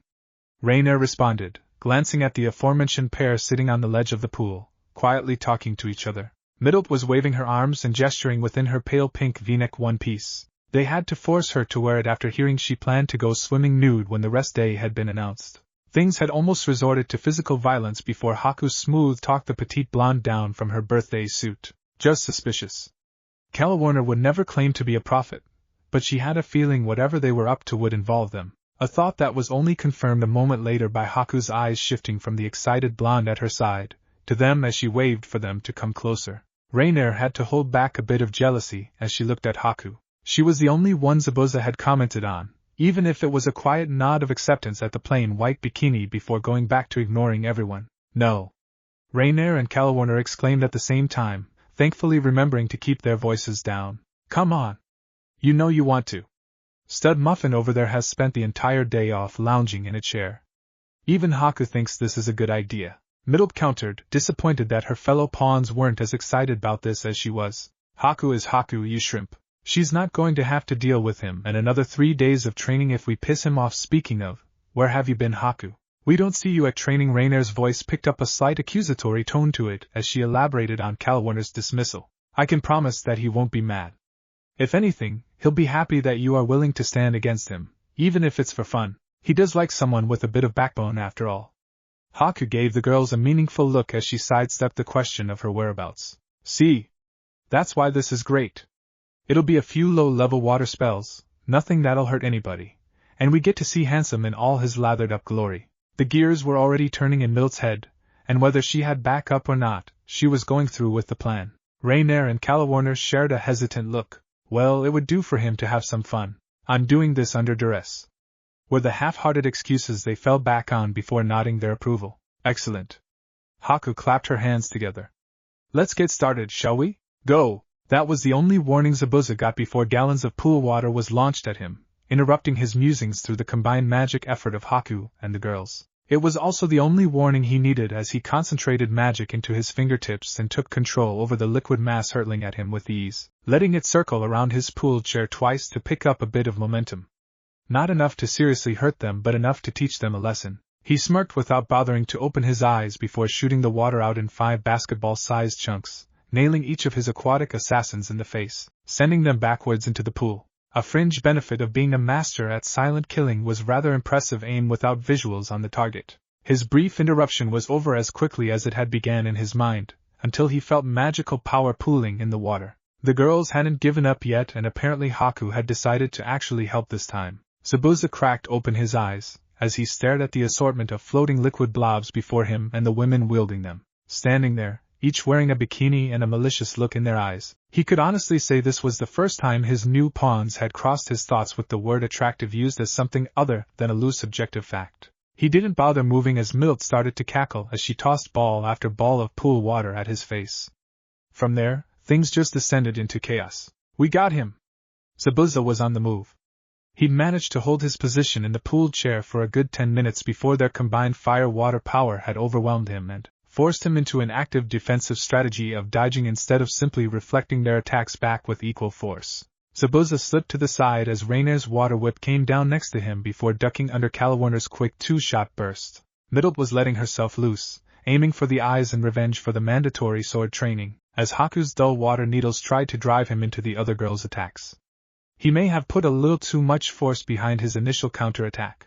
When they actually worked together, they were almost scary in their execution. A few years of training, and they might be able to take him on, but they were in his element, and he didn't fancy to lose to his subordinates, as proud as he was about their performance. So he started slowly siphoning off water as he brought a second hand into the play, putting less care into the force behind the streams and bursts of water he sent back and more into actually hitting their targets for a proper distraction. The fight continued as such for some time, the girls hurling blast after blast of pool water only to be dodged with increasing ease. Draw them into a pattern. His actions became methodical, letting himself be pulled along, and having the impromptu water war play out in the girls' favor. Every attack was a hair's breadth closer to its target, and he only returned fire when he needed to, making sure to keep the attention on him. Instead of the minute amounts of water he was draining from the pool and the girls' attacks, lay the trap.